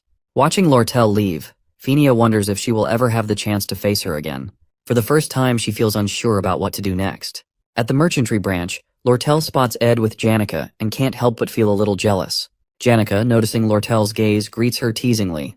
Lortel, who had prepared only 2 cups of rosemary tea, one for herself and one for Ed, now finds herself reluctantly offering a glass of cold water to Janica. Janica smirks and teases Lortel for not having extra tea ready for guests. Lortel, keeping her cool, fires back, reminding Janica that as a merchant, she can't afford to waste her merchandise so easily. Ed, visibly tired and drained, takes the cold water instead and hands his tea to Janica. This small gesture makes Janica happy, while Lortel watches, feeling slightly annoyed as Janica continues to tease her. After some time, Lortel presents the magic engineering equipment she promised Ed. As the glamorous tools are unveiled, Janica suddenly yells in protest. She accuses Lortel of breaking merchant ethics by offering Ed brand new equipment for free. Janica's jealousy flares up, suspecting Lortel of trying to win Ed over with expensive gifts. Lortel, maintaining her composure, brings the equipment closer and points out the minor defects, assuring Janica that they aren't brand new. But Janica, unconvinced, insists that Lortel might have done this on purpose. Lortel just laughs, further fueling Janica's irritation. As Ed looks at the equipment, he hesitates, telling Lortel that he can't accept more free items, especially since he hasn't even paid her for the previous ones. He reminds her that this is already the 4th time she's offering him something. However, Lortel waves off his concerns, saying that since he's her regular customer, he can always renew his contract, and there's no issue at all. Janica, sensing Lortel's clever tactics, suggests Ed quickly finish his payments and cut ties with Lortel before he ends up too deep in debt. Lortel, unimpressed, tells Janica to mind her own business, sparking a playful but competitive argument between them, both clearly trying to get Ed's attention. As the two continue their banter, Ed suddenly feels a strange sensation take over his body. A light, floating feeling, as if he's drifting in water. It's something he experiences when he's overworked. His mind, occupied with thoughts about dealing with the grimoire problem and building a better mattress for proper sleep, can't keep up with his exhaustion. Before he can react, he collapses to the ground. Lortel and Janica immediately rush to his side. At Sylvania Academy, Princess Fenia reflects on Ed's calm and precise demeanor, whether it was when she saw him fishing at his camp or during the Glaskin incident. His composed attitude and reputation among students, who claim he only focuses on his studies, make her rethink Lortel's words. She begins to question whether her assumptions about Ed were wrong and decides she needs to confirm it one final time. To do this, she is the one who sends Ed the third letter, an invitation to visit her at the royal residence, a letter meant to be highly secret. As she reviews her schedule for the next day, she asks Captain Claire about Ed's expected visit. However, Captain Claire delivers unexpected news that Ed has collapsed from overwork. This revelation surprises Princess Fenia. In the game, when a character accumulates exhaustion status, they are usually given several rest days to recover. Now, despite all the pressing matters and preparations for the Crepin Rothstaylor event, Ed is forced to rest, delaying his plans. When Ed wakes up in his hut, his body feels incredibly heavy, and a strange warmth spreads through his lower belly. Looking down, he finds Lucy sleeping on top of him, mumbling in her sleep. Seeing her sleeping so soundly, Ed is reminded of how unnaturally light she is when he threw her during the Glaskin incident, making him question whether she's even human. But with his exhaustion, he lacks the strength to even move her off. Noticing the new blankets and mattress around him, he assumes that the merchantry must have brought him here to recover. Just as Lucy wakes up, she immediately starts talking about how hungry she is. Upon realizing Ed is finally awake, she offers him mana treatment, helping to restore his distorted mana flow. Lucy mentions that she has been doing this treatment repeatedly while he was in his weakened state. Once she finishes, she drifts back to sleep right next to him.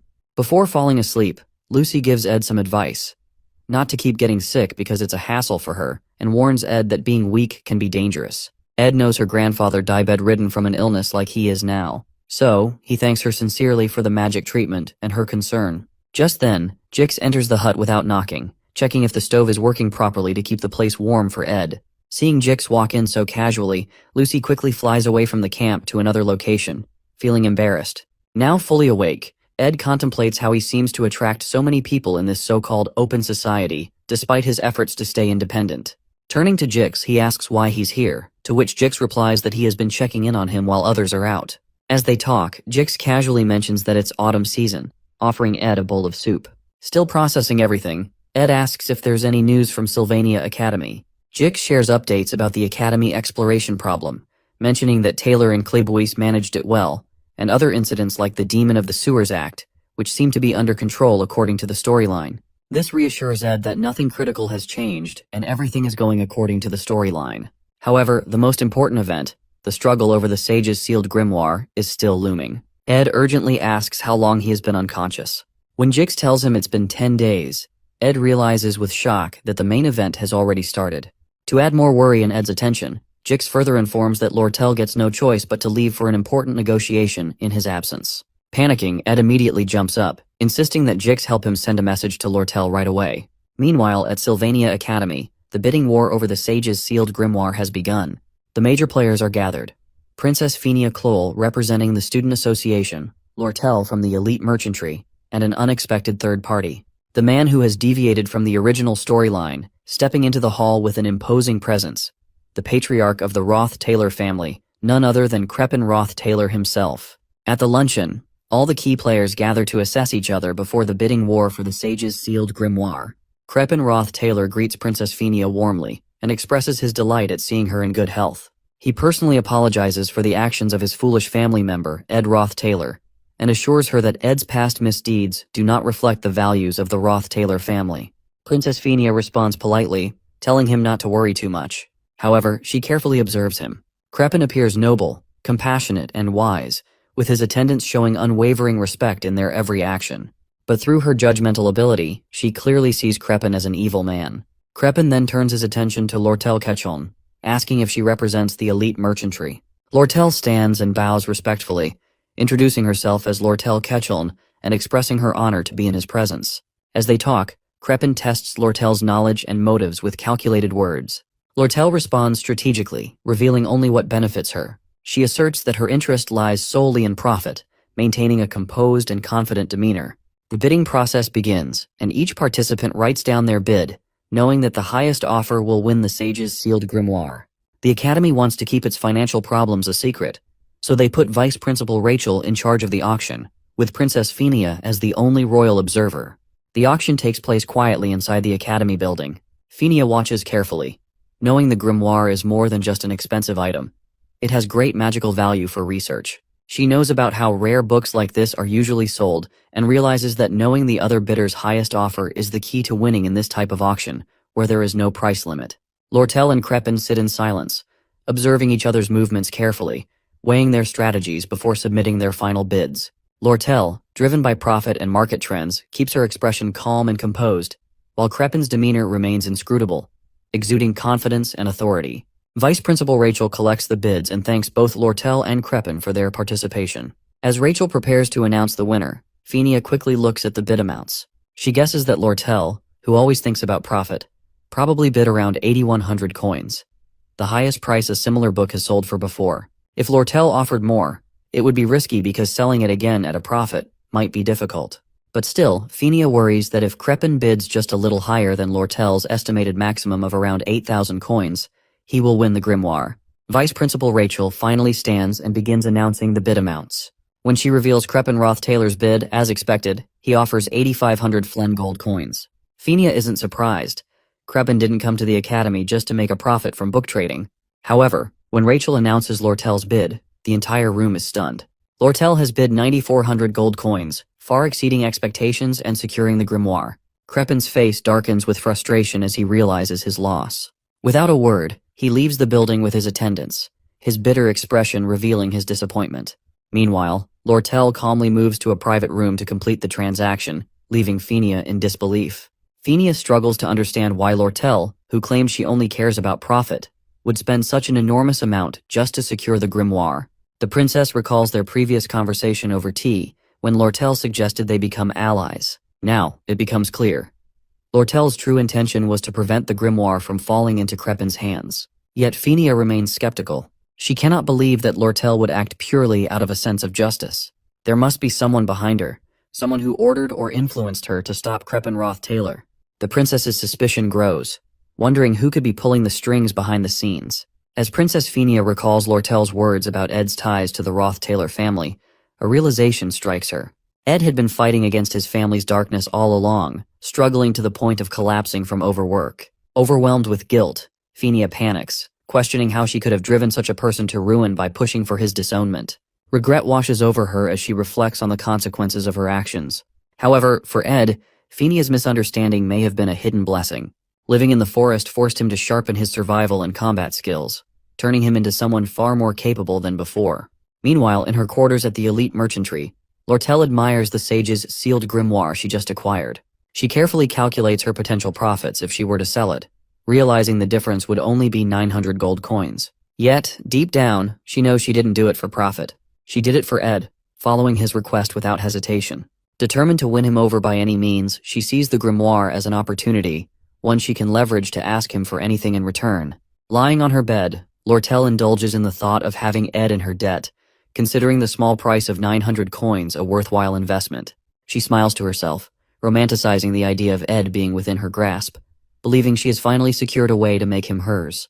At the campsite, Ed feels better after hearing that Lortel won the grimoire. Jix sits nearby and laughs, telling Ed that he should have seen Lortel's face when Elka gave her the news. Ed knows that Lortel might have used her charm to get what she wanted. She often relies on it, but he worries if that will be enough this time. Even though she won, Ed is still worried. He thinks Crepin Rothstaylor must have had some secret information to enter the auction. Ed feels that things might not be over yet, and Crepin won't give up easily. At Ed's hut, Janica suddenly arrives, panting and asking about his health. She looks worried and quickly apologizes for any trouble she might be causing with the rumors about him.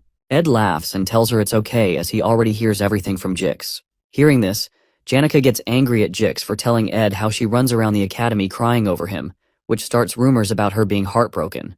Frustrated, she orders her spirit bear to take Jix away. As Jix gets dragged off, she waves goodbye while Jix looks defeated. From Janica's hair, Ed's spirit, Mug, suddenly appears, crying with guilt. Mug apologizes, saying he doesn't know Ed is pushing himself so hard that he collapses. He begs for forgiveness and even says he's willing to be punished. Mug wants to hug Ed, but he's afraid of affecting Ed's mana, so he clings to Janica instead. Ed, seeing Mug making a fuss, calms him down.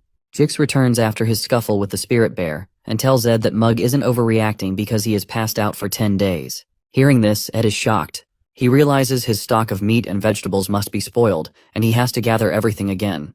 But this time, Jix and Janica offer to help him out. Seeing their determination, Ed feels grateful. He thinks back to when he first builds his wooden shelter and sleeps alone in the forest. Now, with friends supporting him, he realizes he's not truly alone anymore.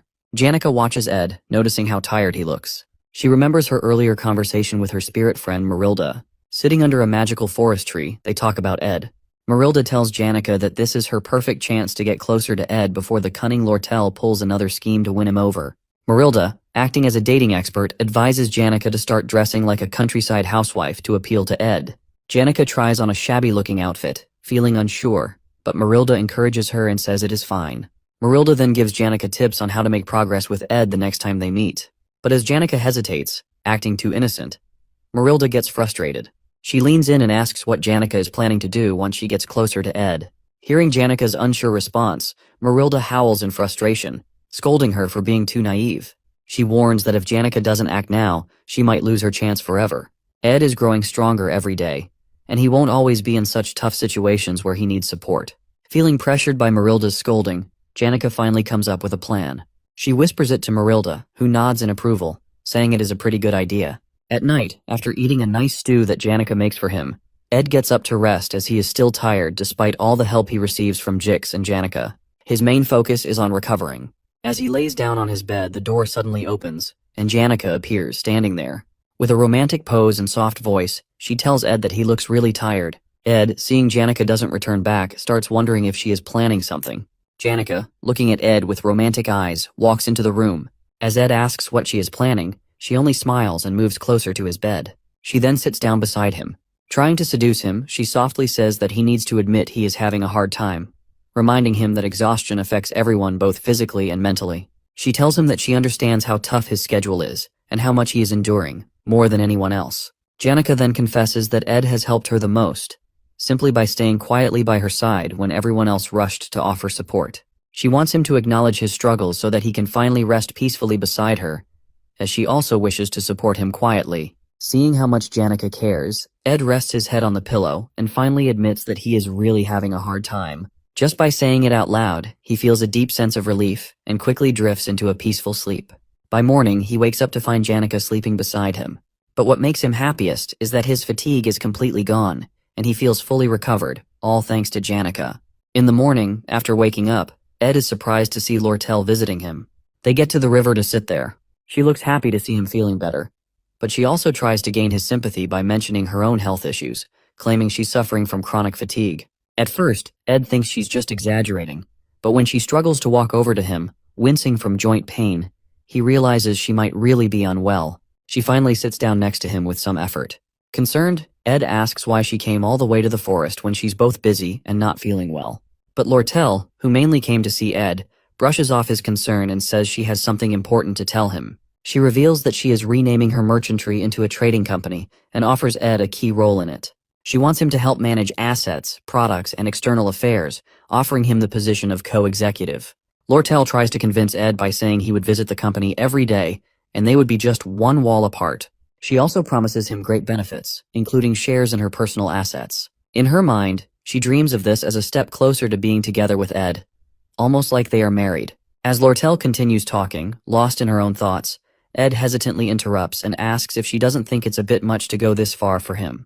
Hearing this, Lortel takes a deep breath, pulls up the hood of her cloak, and looks at him seriously. She tells Ed that he doesn't understand anything. She explains that she knows what he must be thinking, that something is wrong with her, or that he can't make such an important decision based on the fleeting emotions of a young girl like herself. Lortel acknowledges that Ed wants to keep things professional until the very end, but he doesn't realize what she has been through. After living a life where hundreds of gold coins come and go, and facing betrayal countless times, she has come to understand one thing. She needs someone she can truly trust. Someone who will never betray her, even if all her wealth disappears one day. She tells Ed that while most people have family or friends to rely on, she has seen too much. Great merchants rising and falling, fortunes vanishing overnight. And through it all, her biggest fear is that one day, something might happen to her, leaving her with no one to trust. Finally, with a deep, heartfelt expression, Lortel asks Ed to stay by her side forever, no matter what happens. Ed looks at Lortel in surprise, but she just laughs and says she almost had him fooled. Frustrated, Ed yells at her for being too emotionally manipulative. Lortel, still laughing, admits with a smile that she has a habit of touching people's hearts and making them waver. As they sit together for a while, Lortel takes a deep breath and says that her feelings aren't a lie after all. However, Ed tells her that he plans to graduate from Sylvania Academy first and doesn't intend to leave until then, and tells to consider her co-executive offer only after his graduation. Lortel, smiling, stands up and tells Ed she can wait for him to graduate. But then, with a playful smirk, she shows him the grimoire document letter. She reminds him that he's in her debt and warns him that she'll use it as a free pass to win him over someday. Waving goodbye with the letter in hand, she cheerfully tells him it was great seeing him again and walks away. As Lortel leaves, Ed sighs, feeling like he's made a mistake. He realizes he truly does owe her for the sage's sealed grimoire, and now he feels stuck. Meanwhile, as Lortel walks back, she feels nervous about the risky move she just pulled. She had wanted to confidently tell Ed that he belongs to her now, but seeing his serious reaction completely threw off her plan. She even forgot to give him his change for the magic engineering products he bought from her, and now feels awkward about seeing him again. Deciding to quietly drop off the change at his hut, she heads back. But as she reaches Ed's hut, she's shocked to see Janica already there, stepping outside after just waking up. Both women freeze in surprise, gasping at the sight of each other. They immediately start questioning why the other is there, and tension rises. Anger and rivalry fill the air, marking the beginning of a new disaster, not just for them, but for Ed as well. Both are determined to win him over, no matter what it takes. Ed, after taking a refreshing bath in the river, gets back to his daily routine. He starts cutting logs for the fireplace, all while being constantly reminded by his spirit, Mug, not to overexert himself. Taking Mug's warnings seriously, he carefully manages his stamina and completes all his tasks efficiently. Now that his food and firewood stocks are full, thanks to Jix and Janica's help, Ed can finally shift his focus back to his health and studies. With a clear mind, he turns his attention to the 3 letters he received before collapsing from exhaustion. The first letter is from Lortel, warning him to stay alert since neither of them knows what the elite might do next. The second letter is from Fenia, discussing Crepin's possible involvement in recent events. But it's the third letter that catches Ed's attention the most. It's a highly confidential message from an unexpected sender, Professor Glast, requesting a private meeting with him after the conference. Unfortunately for Ed, he couldn't meet Professor Glast because of his sudden collapse, leaving him in the dark about Glast's true intentions. However, based on what he knows from the game, Ed is well aware that Professor Glast is the final boss of Act 2, and the events of this act have already begun. In the game's story, Glast believes that only a few talented people can change the world. He wants to bring back Sylvania, the greatest sage in history. To do this, he has been studying effectual magic, which can change the natural laws of the world. However, Glast needs the sage's sealed grimoire to complete his plan. Since the Academy sold it to Lortel due to financial problems, Glast steals it. He then kidnaps Taylor's friend, Ayla, who has a special magic ability. He wants to put Sylvania's spirit inside her body to start a new era, but his plan is dangerous and crazy. In the game, Taylor fights through many obstacles and defeats Glast to save Ayla. In the end, Glast falls from the magic tower and says something important before he dies, but Ed can't remember what it was. What Ed does know is that Act 2's final battle begins when Ayla is kidnapped. He realizes that he must be ready for what's coming. In a tense moment, Ayla wakes up and finds herself locked inside a dark, damp dungeon, guarded by a terrifying demon from the underground waterway. Fear grips her as she realizes the horrible situation she's in. The eerie silence of the dungeon makes her heart pound, and she can't help but feel overwhelmed. However, Ayla soon realizes she's not alone. Another voice echoes in the dungeon, blaming her for ending up in this mess. Tears well up in Ayla's eyes as she yells at that person, calling him mean for blaming her at a time like this, insisting that she hates being stuck in this awful place. To her surprise, the person with her in the dungeon is none other than Ed Rothstaylor himself. In Act 2's final scene, Ed doesn't plan on being kidnapped. To explain this, he reflects on the past 3 days. While working on his magic engineering gadgets, Ed realizes that despite his hard work, it's still not enough for the final battle. He needs better materials and blueprints. Suddenly, an idea clicks in his mind as he recalls a key detail from the final battle where they must enter a secret laboratory during the 3rd stage of Final Act battle, which is filled with valuable blueprints. Although Taylor is responsible for handling the middle boss battle in the secret laboratory, Ed is more interested in the contents of the lab. Knowing it's dangerous to go alone, he decides asks Janica for help. At the academy, Professor Glast announces that 2 new students, Adele from Class B and Isla from Class C will be joining Class A. This decision comes as the Academy needs to accommodate more talented students. Jix realizes that with the addition of these two students, Class A will now have 5 members, marking a significant change after many years under Professor Glast's supervision. Even though Ayla might not be the strongest student, her unique aspectual magic stats make her stand out. Curious, Jix asks Glast whether the class criteria are based strictly on talent. Glast responds firmly, warning Jix not to underestimate the student's efforts. He advises that the quickest way to ruin someone's life is to give them false confidence in vague talent and offer inadequate support, ensuring that everyone, including Jix, understands the lesson. Professor Glast is a man who strongly believes in talent and is almost stubborn about it. This is mostly because of his daughter, Muiri. He had a lot of faith in her as a parent, even though she was just an average mage. Muir wanted to prove herself, so she joined a monster hunting mission too soon. Sadly, she was killed, which broke Professor Glast's heart. After losing his daughter, Professor Glast changed a lot. He became even more focused on proven talent and spent most of his life at Sylvania Academy studying aspectual magic. But what makes his research interesting is that he is not doing it to improve magic. Instead, he wants to bring back Sylvania, the greatest mage of all time and the creator of magic. At the end of the class, Professor Glast calls Lortel as if he is about to say something but then stops and changes his mind. Instead, he tells her that he will speak to her separately tomorrow about the lesson. However, Lortel knows exactly what he wants to ask. He is concerned about Sage's sealed grimoire, which she has already purchased. She also knows that he wants to scold her, considering it a disgrace, since the grimoire is crucial for aspectual magic research. But Lortel is not worried, as the passing ceremony and the official transfer of the grimoire to her are just around the corner, and his talk will not be any use. At the academy, as Claire's class comes to an end, Ed gets ready, knowing that the Sage's sealed grimoire connection ceremony is about to begin, marking the start of the final battle in Act 2. Ed's original plan is to closely follow Taylor as he fights his way through the stages from Phase 1 to Phase 5 to rescue Ayla, picking up any leftover items along the way, just as he planned. Looking at his must-have items list, Ed focuses on the crucial items he needs to collect, especially from Phase 3. These include Glock's Eye and Delheim's Hourglass. He needs these 2 items because their materials are difficult to obtain, and they can usually only be crafted in the final stages of the scenario. Collecting them will give him a major advantage in the upcoming story progress. At the same time, he plans to admire Taylor's progress up to Phase 5 before returning to camp once his mission is complete. To get Janika's help, Ed tells her that they need to go to the underground waterway because he lost something there and wants to find it together. Even though he expects Janika to dislike dark and narrow spaces, she enthusiastically agrees to help. This makes Ed feel a little guilty, as he can sense her concern for him, but he knows he still needs her support for the battles ahead. Just as Ed is preparing to leave, Assistant Professor Claire arrives and informs him that Professor Glast wants to see him in his office. Surprised and confused, Ed cannot figure out why he is being called.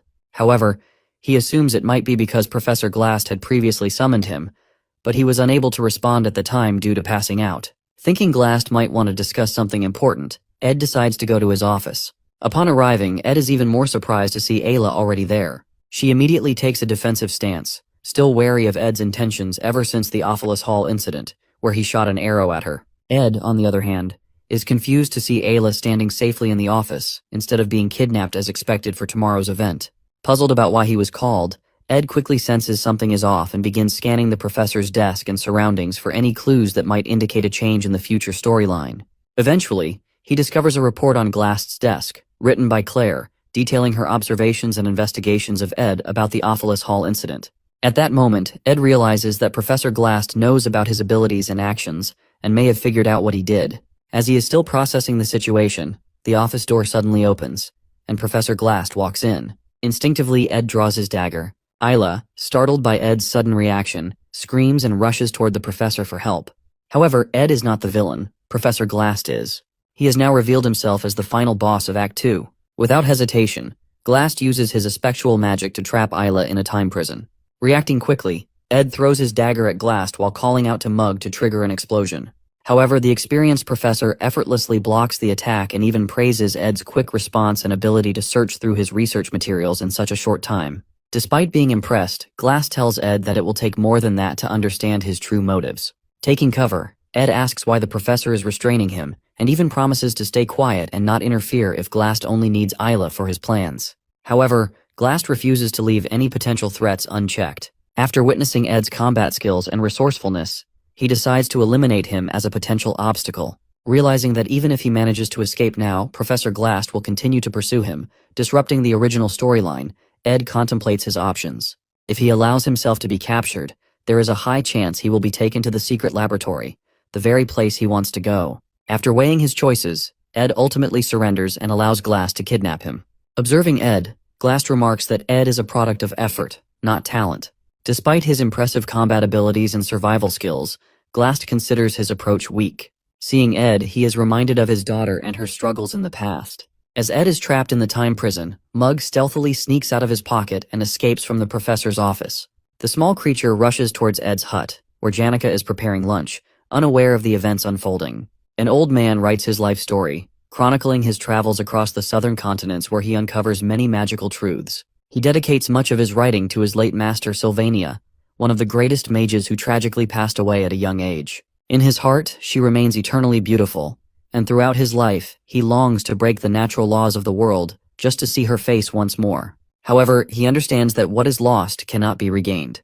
Instead, he chooses to pass on his knowledge by training a young apprentice, preparing her to carry on his teachings. On his deathbed, he places Sylvania's hat on his apprentice and hands over his life's work. In the final words of his book, he dedicates his legacy to his young apprentice, Lucy Marcel. In the game's story, that old man, Glocked, accepts his approaching death with serenity, waiting for it more sincerely than anyone else. Lucy, his apprentice, has no choice but to let him go, yet the sorrow of losing her beloved master, whom she calls grandfather, cuts deeply. Ed reflects on whether Lucy's pain will ever fully heal or if the scar will remain forever.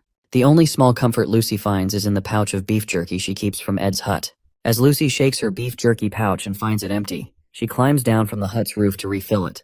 However, she spots Janica standing below, activating a deep, sinister purple aura filled with anger, while the spirit mug speaks to her. Meanwhile, at Trix Hall, the Academy's main conference room, the Sage's sealed grimoire passing ceremony begins. Elite members of the Merchantry and Academy faculty gather as Lortel stands ready to receive the grimoire from Principal Obel Forsyth in front of the audience. As she looks at Principal Obel, she recalls Crepin Rothstaylor, who is the same age but appears strikingly different. Back at after the bidding for the grimoire concluded, Crepin personally met with Lortel, urging her to hand it over to him. In response, she countered with a bid of 12,000 gold coins, which Crepin accepted without hesitation. Before leaving, he revealed crucial information to Lortel that her father, Elite Ketcheln, had hired a group of mercenaries who were now heading to Sylvania. Despite Crepin's unpleasant personality, his information proves valuable to Lortel, strengthening their alliance.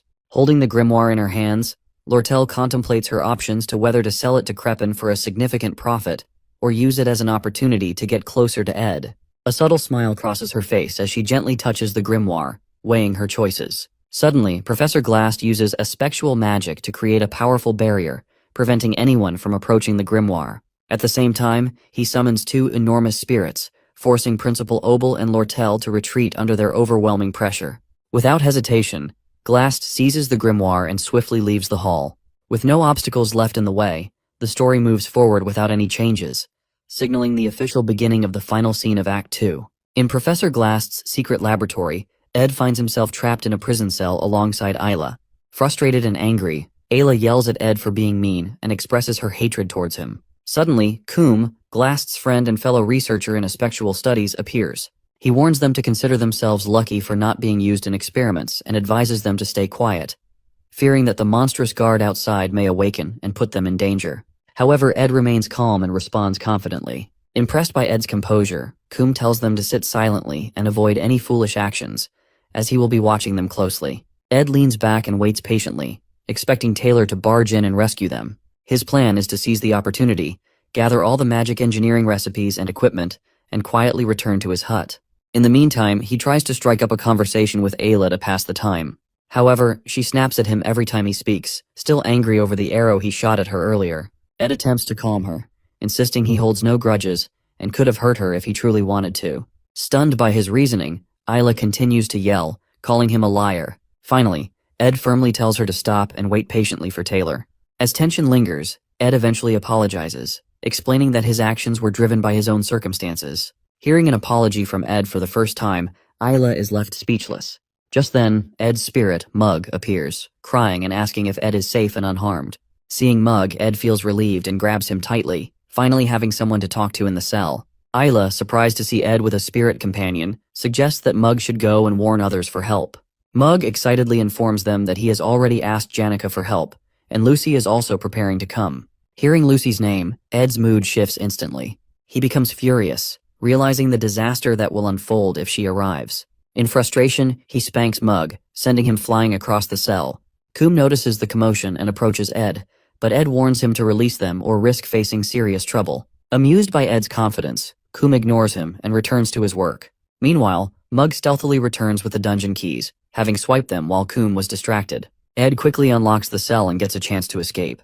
Convincing Isla to stay behind the cell as her leg hurts and dangerous monsters out there, after some hesitation and arguing, she reluctantly agrees. Without wasting time, Ed rushes out, determined to stop Lucy before she arrives and causes chaos. Ed knows that even the most dedicated players of the game avoid involving Lucy in major events, fearing the unpredictable changes she could bring. With his future hanging in the balance, Ed races against time to prevent Lucy from reaching the lab. At Ophelis Hall in Jick's room, Taylor arrives, bruised and exhausted, seeking Jick's help to rescue Ayla. Having lost track of Professor Glast after the events at Trix Hall, Taylor urgently requests Jick's assistance and plans to lead his companions into the underground waterway to pursue him. Meanwhile, Ed, having escaped from the laboratory, begins retracing his path in reverse order. Unlike the original scenario, he finds it amusing to experience the final scenario this way, but at the same time, he feels relieved. In this reversed sequence, all the monsters remain confined, which works in his favor. However, his greatest fear lies in the possible encounter between Lucy and Professor Glast, which could lead to a disastrous ending. Determined to prevent this outcome, Ed hurries to finish the scenario before things spiral out of control. Eventually, he reaches the secret library, where Reyna, the librarian boss and a banshee, stands guard. Familiar with Reyna's movement patterns, Ed decides to avoid engaging with her, leaving the battle for Taylor. He knows Taylor will benefit from the experience gained by defeating Reyna and Coombe, making future scenarios easier to clear. Quietly, Ed sneaks through the library, collecting only the necessary magical tools and magic engineering recipes while avoiding Reyna's sight. As Ed watches Reyna's movements from cover, Mug signals him to move. Carefully they navigate the area, but suddenly, a violent earthquake shakes the ground. The unexpected tremor causes enough disturbance to alert Reyna, who immediately spots Ed and Mug. In an instant, Reyna locks onto them, and as she approaches, both Ed and Mug scream, realizing they are in serious trouble.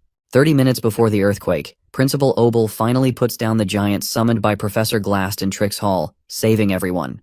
Lortel stands in surprise, unable to believe that Glast steals the grimoire right in front of the Academy's top faculty. Obel tries to calm everyone, assuring them that he takes full responsibility and will retrieve the grimoire. However, he expresses his concerns about Glast, suspecting that he is planning something dangerous. As the others listen in confusion, Obel explains the 3 major taboos of magic which are seeking immortality, resurrecting the dead, and traveling through time. These acts defy the natural laws, disrupt time, and challenge human destiny.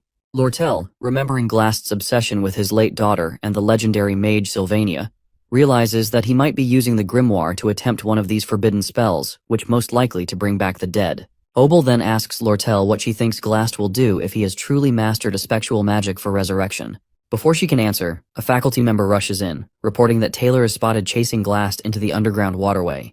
Worried about Taylor's safety, he also informs them that eyewitnesses see students being kidnapped, including Ayla and Ed.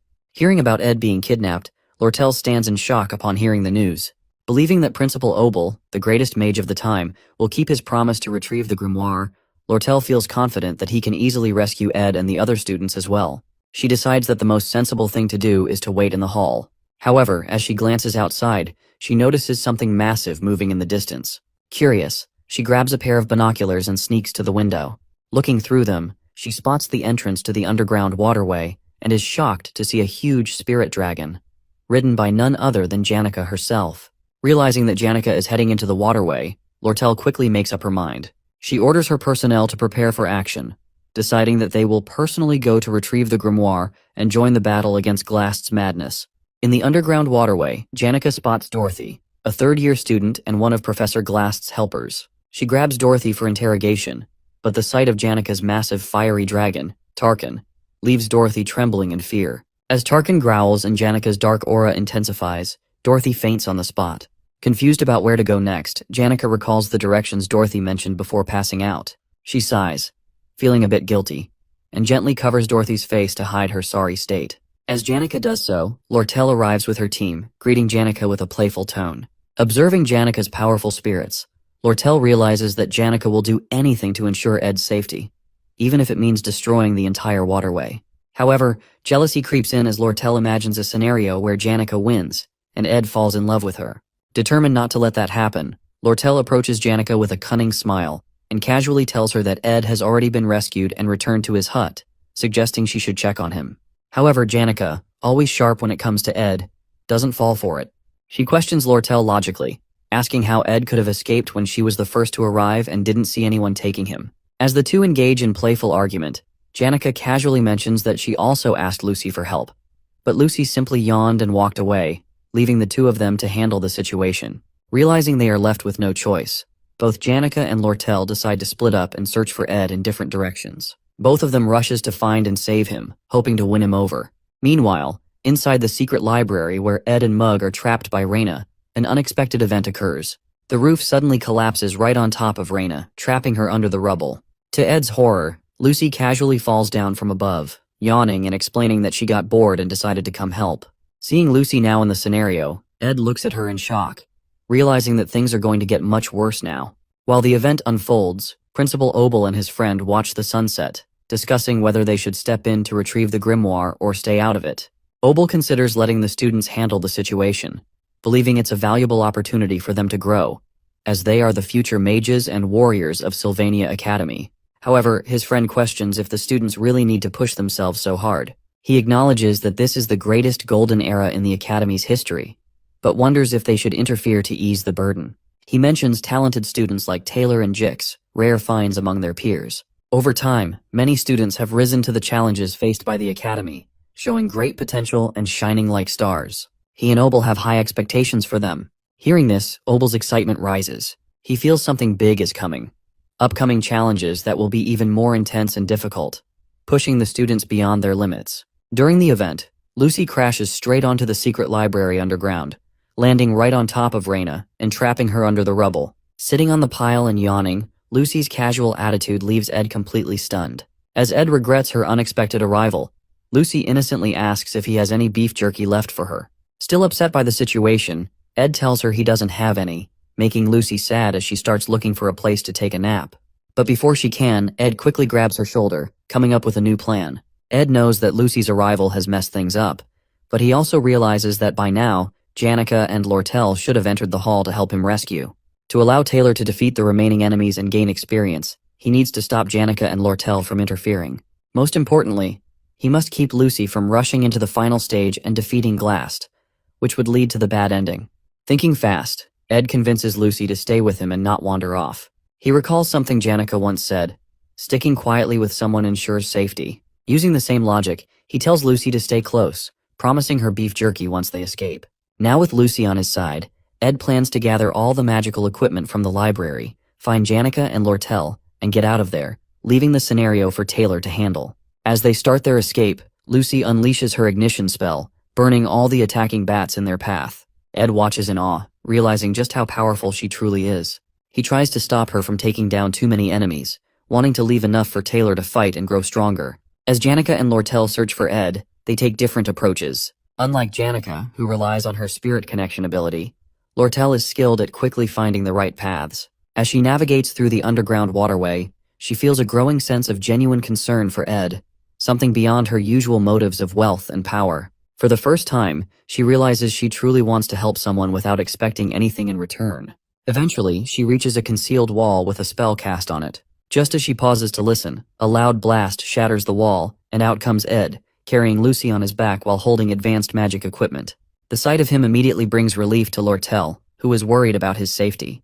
Without hesitation, Ed hands her some of the expensive magic tools to carry. Lortel, however, is stunned. Seeing Ed carrying Lucy so casually ignites a fire within her. She had taken every opportunity to grow closer to Ed, making the first moves and being proactive, unlike Janica, who hesitated and played it safe. But now, with Lucy in the picture, it feels like all her efforts might be in vain. Her frustration builds, and she can't help but angrily yell Ed's name. But before she can say more, Ed suddenly pulls her close, looking straight into her eyes and telling her that he trusts her more than anyone else. Lortel freezes, completely caught off guard by his words and actions. Her heart races, and a deep blush spreads across her face. In that moment, all her anger melts away, replaced by happiness. She feels like she's finally making progress with Ed in a way she never expected. Before she can fully process the moment, one of her crew members rushes over, bringing urgent news about a major problem unfolding nearby. Meanwhile, Taylor and his group enter the underground waterway.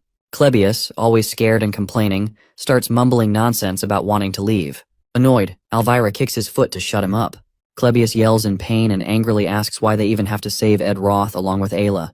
Taylor tries to calm him down, reminding him that Ayla is a good person and asking him to stay strong and help her. As they walk deeper into the waterway, Adele, the romantic and self-proclaimed fortune-teller of the group, raises her finger dramatically. She happily warns the group that something dangerous is ahead. Adele's prophecies are usually spot on, almost like she can see the future, which is why Taylor trusts her to guide them. Right as Adele points in the direction, an explosion happens. Suddenly, Tarkin, the fiery dragon spirit, appears, carrying Miss Claire. Janica is demanding Claire tell her where Professor Glast is. Terrified, Miss Claire stumbles and faints, just like Dorothy did earlier. Janica notices Taylor and his group nearby and greets them with a smile. But Taylor's group immediately gets defensive, preparing for a fight. Janica looks confused, but Taylor assumes she might be an enemy they have to face to move forward. Everyone is tense, except for Jix, who casually waves at Janica. Taylor, determined as always, readies himself to fight. But Jix stops him, sensing that there's been a misunderstanding. Before things escalate, someone yells for everyone to stop. Ed Roth and Lortel appear from another direction. Taylor freezes in shock. He now sees Janica, Lortel, and Ed together, and the realization hits him as it's impossible for his group to defeat them. Taylor remembers how Ed, with only basic magic and archery skills, managed to hold off his group and him during the Ophilis Hall incident. Now Ed looks even stronger, both physically and in combat ability. Taylor knows their chances of winning are 0. But to Taylor's surprise, Ed walks over and taps his shoulder. Ed calmly tells Taylor to focus on saving Ayla and defeating Glast. Ed assures that Taylor will now take care of the story while he will take care of the side threats, the elite Ketchuln. As Lortel's crew member rushes to her side, he delivers alarming news that the elite Ketchuln has arrived on Arkan Island, accompanied by mercenaries. Hearing this, Ed immediately understands the situation. The elite Ketchuln, the mid-boss of Act 2 in the game, wasn't properly defeated before. Because of this oversight, he has returned, taking advantage of the mistake Lortel made by leaving many of her trading company members behind. Without their leader, the elite had no trouble to take them down one by one. However, Ed knows he now holds a unique advantage, which is the magic tool that lets him see the future of the game. As he examines the unfolding events, Ed realizes everything is still following the original storyline. With Act 2 nearing its conclusion and Taylor progressing the main story, Ed sees his role clearly. If he can handle the new mid-boss, Elite Ketchuln, just as it happens in the original story, the plot will stay on track. Confident in his strategy, Ed encourages Taylor and his group, giving them a boost of morale. He wishes Taylor good luck, knowing that as the main character of the game, Taylor will face even greater challenges ahead. Trusting Taylor to handle the main storyline, Ed leaves him and his group to focus on their mission. Without hesitation, Ed heads outside, determined to confront the elite Ketchuln and eliminate this new threat before it disrupts the flow of the story. Ed thinks the elite might attack Lortel's trading company to find proof of her involvement in the armor sale scheme, which caused him to lose his position in the association. While they are running toward the trading company, Janica suddenly tells them to stop for a moment. But Ed insists they keep moving quickly. Janica stops in her tracks and forces Ed to stop as well. She reminds him that he already collapsed before and barely escaped from Glast's prison. With tears in her eyes, she begs him not to get hurt again and says the elite's problem has nothing to do with him. Ed knows that this isn't really his fight, but he also understands that the elite is a big threat. If he doesn't deal with this, it could ruin the safe ending he is trying to protect. He also realizes he'll need Janica's and Lortel's help to handle the situation. Lortel agrees with Janica and says it's her fault for involving Ed in her problems. She tells him he should be resting somewhere safe instead of putting himself in danger. Ed feels touched seeing Janica and Lortel getting along, even if it's just for a moment. But he knows this isn't the time to rest. He thanks them for caring about him, then firmly says that Lortel's problem isn't just someone else's problem for him. Hearing this, both Janica and Lortel freeze, surprised by Ed's words, changing the atmosphere completely. They stare at Ed, surprised and moved by what he said, as a new resolve begins to form among them. Ed insists they should keep running, eager to reach the exit as quickly as possible. As they run, he feels embarrassed and regretful about the awkward explanation he gives to Janica and Lortel. It's always hard for him to say things properly. Noticing Ed's troubled expression, Janica tries to lift his spirits. She tells him that he's right. It isn't just someone else's problem, as she reasons that if the elite takes over the trading company, Ed's contract will be ruined, cutting off his magic tool supplies. Hearing her explanation, Ed is impressed by how smart she is, as expected. Meanwhile, Lortel blushes silently, lost in her own thoughts about Ed's words. As they near the exit, Ed notices the scene ahead is in complete chaos. Destruction is everywhere. For a moment, he wonders if Taylor could have been responsible, but he's surprised when Janica admits that she's the one who caused the destruction. She confesses that it was an accident, and explains nervously that Dorothy passed out in the chaos. Janica worries that Ed might think she's heartless, but she tries to convince him that it wasn't intentional. Lortel's crew member informs them that they are almost at the exit, and that there's a carriage waiting for them outside. The plan is to use the carriage to quickly reach the association building, where Lortel's staff is waiting. However, when they step outside, they're met with a horrifying sight. The carriage has been destroyed, and Lortel's crew members have been killed.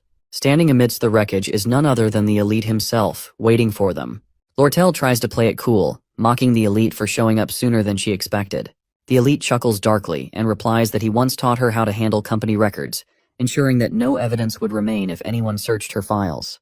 But this time, he exploited a gap in her personnel management. By bribing one of her crew members, he was able to lead them all into this trap. Elite mocks Lortel, seeing her struggling with the betrayal of her crew. He cruelly taunts her, saying she has finally mastered the expression of smiling through betrayal, but that it's a shame he'll ruin her with torture to make her confess. With a snap of his fingers, he transforms Lortel's beaten crew members into zombies, who immediately attack Ed and Lortel. As the fight begins, Lortel mocks Elite, accusing him of never fighting alone and always relying on mercenaries to do his dirty work. With a dark smile, Elite responds that this time he has brought the best mercenaries on the continent. He orders them to kill everyone except Lortel, who they are to capture alive.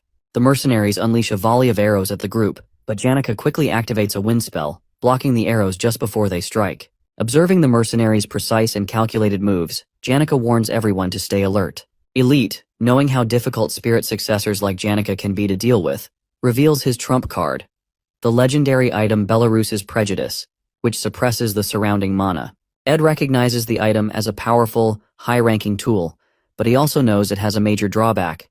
It takes time to activate, and the preparation is obvious. However, even with this knowledge, Ed realizes they are at a severe disadvantage. The mercenaries are veterans, and their group consists mostly of mages, making it nearly impossible to cast spells under pressure.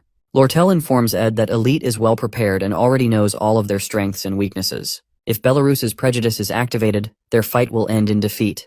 When she questions Elite about how he plans to deal with the Academy holding him accountable for his actions, Elite grins darkly, saying that it's better than losing his life. Ed feels the weight of the battle as he watches the chaos unfold. He regrets leaving this third-rate villain alive earlier in the story, as the butterfly effect of that decision has now made Elite an almost impossible foe to defeat. Remembering Elite's dark backstory, including how he killed Lortel's parents and his ruthless rise to power, Ed sees him as the ultimate villain. But despite the overwhelming odds, Ed remains determined. He knows that in the original story, Elite was defeated, and he plans to make that outcome a reality. As Elite's mercenaries continue to block their path, Ed gets an idea. He crouches down, gently unloading Lucy from his back. Nudging her, he tells her it's time to wake up. Lucy yawns lazily, complaining about how noisy everyone is. Then, without hesitation, she activates her magic aura. The overwhelming power of her spell clears the way, sending mercenaries flying left and right. With Lucy, the slothful but immensely powerful mage, finally awake and joining the fight, the tide of the battle begins to turn. At Glock's small cabin, his travel journal, written in the final days of his life, was barely known to anyone. In it, Glock wrote about Lucy. He recognized her natural talent and her blessing from the stars, but warned her not to stop learning or become lazy because of her gifts. He also advised her never to be alone, as her great power would bring loneliness. Before finishing the journal, he made Lucy promise 3 things. Never to kill anyone with her magic, avoid actions that might stain her hands with blood, even by accident, and to live a peaceful life as a student at Sylvania Academy.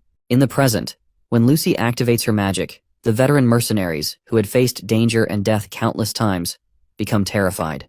They had never seen such a powerful force before. Even Elite, who had been so confident, shouts at Lucy to stop and orders his men to fight her. One brave mercenary charges at her with a sword, but with just a snap of her fingers, Lucy uses her magic to throw him away with overwhelming force. Seeing this, the rest of the mercenaries panic and run, leaving Elite behind to face Lucy alone. Elite, now sweating and scared, tries to threaten Lucy by saying he'll use his magic tool if she comes closer. But when Lucy asks if he's the leader, her powerful presence terrifies him so much that he falls to the ground. Just as she's about to finish him off, Ed steps in and signals her to stop. Elite has already been defeated, and there's no need to do more. Suddenly, the ground shakes violently as a huge earthquake begins. In the sky, the 7 brightest stars align in a straight line. Ed realizes that Glast has advanced his magic to a point where he's breaking the laws of nature, causing the magical realm to descend. This signals the start of the final battle of Act 2. Ed thinks about Taylor, who has defeated the monsters in the underground waterway and is now stronger and ready to face Glast with his group. Feeling relieved that the story is progressing as it should, Ed starts to relax. But then, to his shock, he sees Lucy flying toward the magical realm. Lucy watches as the realm's towers begin absorbing magic from the air, hinting that reviving the dead might actually be possible. Surprised and worried, Ed realizes Lucy might now be caught up in something far more dangerous than anyone expected. As Ed watches Lucy, he recalls the bad ending of the game. In the original storyline, Lucy naps on the roof of Trix Hall during this event. However, if players awaken her early and bring her to face Glast, he offers to revive her mentor, Glocked. This temptation causes Lucy to turn against the players, becoming an enemy and annihilates the entire group, including the hero, leading to a bad ending. No matter how skilled or dedicated a player is, there's no way to defeat Lucy. Ed now fears that his actions of being kidnapped and escaping the prison cell may have unintentionally triggered this bad ending. As Lucy watches the realm and Ed watches her nervously, Elite seizes the moment to activate his legendary magic tool to suppress Lucy's mana. With Lucy temporarily weakened, Elite orders a mercenary to attack Ed. The mercenary charges, but Ed, remaining calm, uses his Windblade magic to counter, throwing the attacker aside. Elite is stunned by Ed's skill. However, Lucy's overflowing mana proves too much for the tool to handle, and it shatters under the immense pressure. Once again, Elite finds himself defeated. Realizing his situation is hopeless, he falls to his knees, begging for mercy. But Lucy, furious, is ready to end his life. Just as she's about to strike, Ed steps in between them and urges her to stop. He reminds her that killing, even if it feels justified, is not the answer. His words echo Glock's advice to her about avoiding bloodshed and keeping her hands clean. Lucy hesitates, remembering her mentor's teachings. She spares Elite and turns her attention to the realm once more. As she prepares to leave, Ed asks where she's going. Lucy responds vaguely, but Ed presses further, asking if she will regret her decision. Lucy recalls Glock's final advice from his book, to be strong and accept that what's lost is lost. He dedicated his life and his writings to her, urging her to move forward. With a calm resolution, Lucy assures Ed she won't regret her choice and flies away, disappearing into the sky. With the battle over, Janica oversees the mercenaries, ensuring they retreat safely by boat.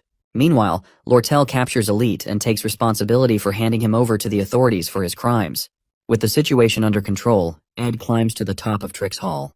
His body feels heavy, but he pushes forward, knowing he must reach Lucy. When he finally reaches the roof, he finds Lucy sitting alone, gazing at the realm. Quietly, Ed sits beside her. He reflects on how much Glock contributed to the Academy, even founding the scholarship that Ed benefits from. Despite living a frugal life, Glock donated all his wealth to the Academy, shaping the future of countless students. The Glock Hall, which Janica accidentally destroyed in Act 1, was built in his memory. Ed understands Lucy's sadness that this entire Academy is her mentor's legacy, and his presence lingers everywhere.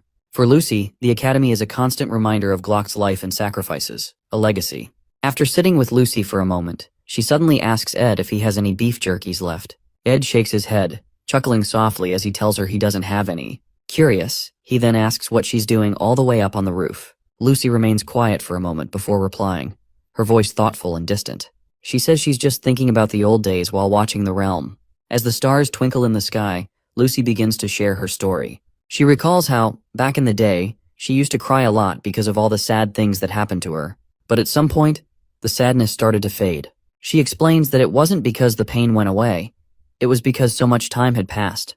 Her old man passed away a very long time ago, and even if she were to use a spectral magic to bring him back, he'd eventually leave again. She muses that he was already prepared for death, so much so that if she revived him, he'd probably be upset, die again, and scold her for it. She looks up at the sky, her voice quieter now, and says that resurrecting someone as legendary as Glocked, a mage who dedicated his entire life to studying magic and using forbidden magic, would be nothing but an insult to his legacy. Calling herself selfish, she admits that her desire to bring him back was purely for herself, not for him. Ed listens carefully, letting her words sink in. He can't help but ask to make sure if she is okay. He knows Lucy's decision to give up on reviving Glocked feels recent, almost like it might be a passing whim. If she changes her mind again, it could lead to something catastrophic. He wants to make sure she's truly at peace with her decision. To his surprise, Lucy doesn't respond with her usual sass or ask for beef jerkies again. Instead, she leans her head on his shoulder, seeking quiet comfort. Ed stays still, realizing that despite everything, Lucy has come to terms with her loss. Even though finding another spectral magic user like Glast in the future will be near impossible, and resurrection magic won't be available so easily, Lucy understands now that the dead are dead, and what's lost is lost. She's accepted that reality, and is beginning to heal, covering her wounds with the life she has now. Together they sit in silence, staring at the beautiful night sky as the stars seem brighter, and for a moment, the sky feels peaceful. As the second act finale begins, Taylor and his team finally find Professor Glast. A massive golem, summoned by Glast's spectral magic, stands before them. Trapped in its heart is Ayla, unconscious, about to be sacrificed. The final battle of act begins. Jix and the others launch magic attacks at the golem, trying to create an opening for Taylor to save Ayla. Taylor rushes forward, but Glast blocks his way. While fighting, Glast remembers his life as a teacher. He spent his days reading ancient books, studying magic, and creating lessons for his students. He hardly noticed the seasons changing outside his window. His visitors, Dorothy, Miss Claire, and Principal Obel, who would stop by for tea, but Glast stayed focused on his work. However, one memory never left him: the death of his daughter, Muiri. That pain pushed him to do anything to bring her back. As Taylor tries to push forward, Jix and Elvira distract the golem. Glast uses his spectral magic to trap them in a time prison, freezing them in place. Just before freezing completely, Jix shouts for Taylor to dodge. Taylor barely avoids the spell and gets back up, never refusing to give up. Glast moves into the final stage of his plan to revive Muiri. Taylor uses his powerful slash strike to destroy the golem. The golem's destruction reverses all of Glast's creations, restoring time and freeing Jix and the others. Furious, Glast tries to fight back, but Jix hits him with an ice spell, freezing him momentarily.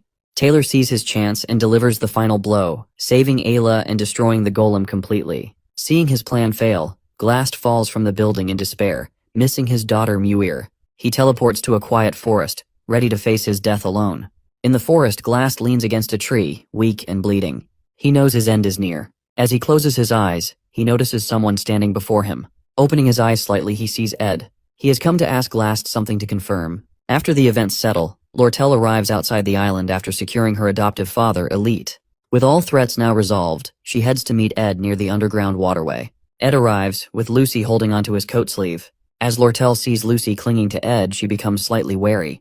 Before anything can be said, Dorothy and Assistant Professor Claire emerge from the underground waterway. However, upon seeing Janica together with Tarkin, both Dorothy and Claire scream in terror. Janica calmly approaches the gathering to check on Ed's condition and ensure he is unharmed. Janica then shares what her spirit friends have told her about the reports of a spectral magic being used in the forest. Tarkin detected an unusual type of magic coming from the magic tower. Upon realizing that this suspicious magic is a spectral, the group concludes that it must be Glast's doing. Ed, though hesitant to interfere, decides to investigate. His recent encounter with Elite teaches him how dangerous leaving unresolved threats can be. Knowing how much damage Glast's influence could cause if he resurfaces, Ed determines it's best to face him now. In the forest, they find Glast in a terrible state. His wounds are open, and blood flows freely as he leans weakly against a tree. Seeing him in this pitiful condition, both Janica and Lortel are stunned. They ask him what he's doing there. With a faint smile, Glast jokes that he's just admiring the moon. His humor seems misplaced, but Ed keeps his tone serious, telling Glast that he must have known he would fail with forbidden magic. Glast weakly chuckles and admits he was aware of his fate. What surprises him most, however, is being defeated by students. He then compliments Ed, telling him that he's a far better student than he thought, but unfortunately for him, he discovers Ed's potential too late. Ed, seeing the opportunity to ask Glast the question he wants to, finally asks, why did he kidnap him in the first place? Weak from his injuries, Glast finally explains. He confesses that he was impressed by Ed's exceptional talents. Initially, Glast had planned to use Ed as part of his schemes. However, when Glast fainted from overwork, his plans failed. He captured Ed as a precaution, intending to make him an offer, but by the time he returned to the dungeon, Ed had already escaped. Glast accepts that he is paying for his sins with his life and says it's not a bad deal. However, he admits he still misses his daughter, Muir. He reflects on the 17 years he spent with her, realizing they weren't lonely after all. Seeing Glast lost in grief and consumed by memories of his daughter, Ed decides to speak up. He reminds Glast about his assistant, Professor Claire, who deeply admires him despite his harsh and mean demeanor. To her, Glast wasn't just a professor. He was the most scholarly and brilliant mind she had ever known. Ed also mentions Dorothy, who saw Glast as a precious mentor, someone she respected immensely. Ed tries to make Glast realize that, while he may have recklessly endangered the lives of students and lost his way, his existence still left a lasting impact. Even though he sits here alone, reflecting on his life, saying he will die alone, is like mocking his own legacy. For many, Professor Glast will always remain a part of their hearts, whether as a mentor, a scholar, or a colleague. Hearing Ed's words, Glast smiles weakly and slowly removes his glasses. Summoning his remaining strength, he hands Ed the key to his personal library, entrusting him with its secrets. Inside are legendary rank crafting formulas and years of knowledge. A surprised Ed hesitates, asking why Glast would give him something so valuable. With a faint smile, Glast replies that Ed should be happy to receive such a gift. He then jokes, urging Ed to clean up all the mess he made before the Academy's investigation team arrives. Finally, Glast turns his gaze to Lucy and offers her a piece of advice to look around herself every once in a while. With those final words, Glast closes his eyes forever. His body rests peacefully beneath the moonlit Zelkova tree, as if he is merely in a deep sleep. Ed, Lucy, Janica, and Lortel stand in silence, watching him, each carrying their own thoughts about the man who had once been their enemy and, in some way, their teacher.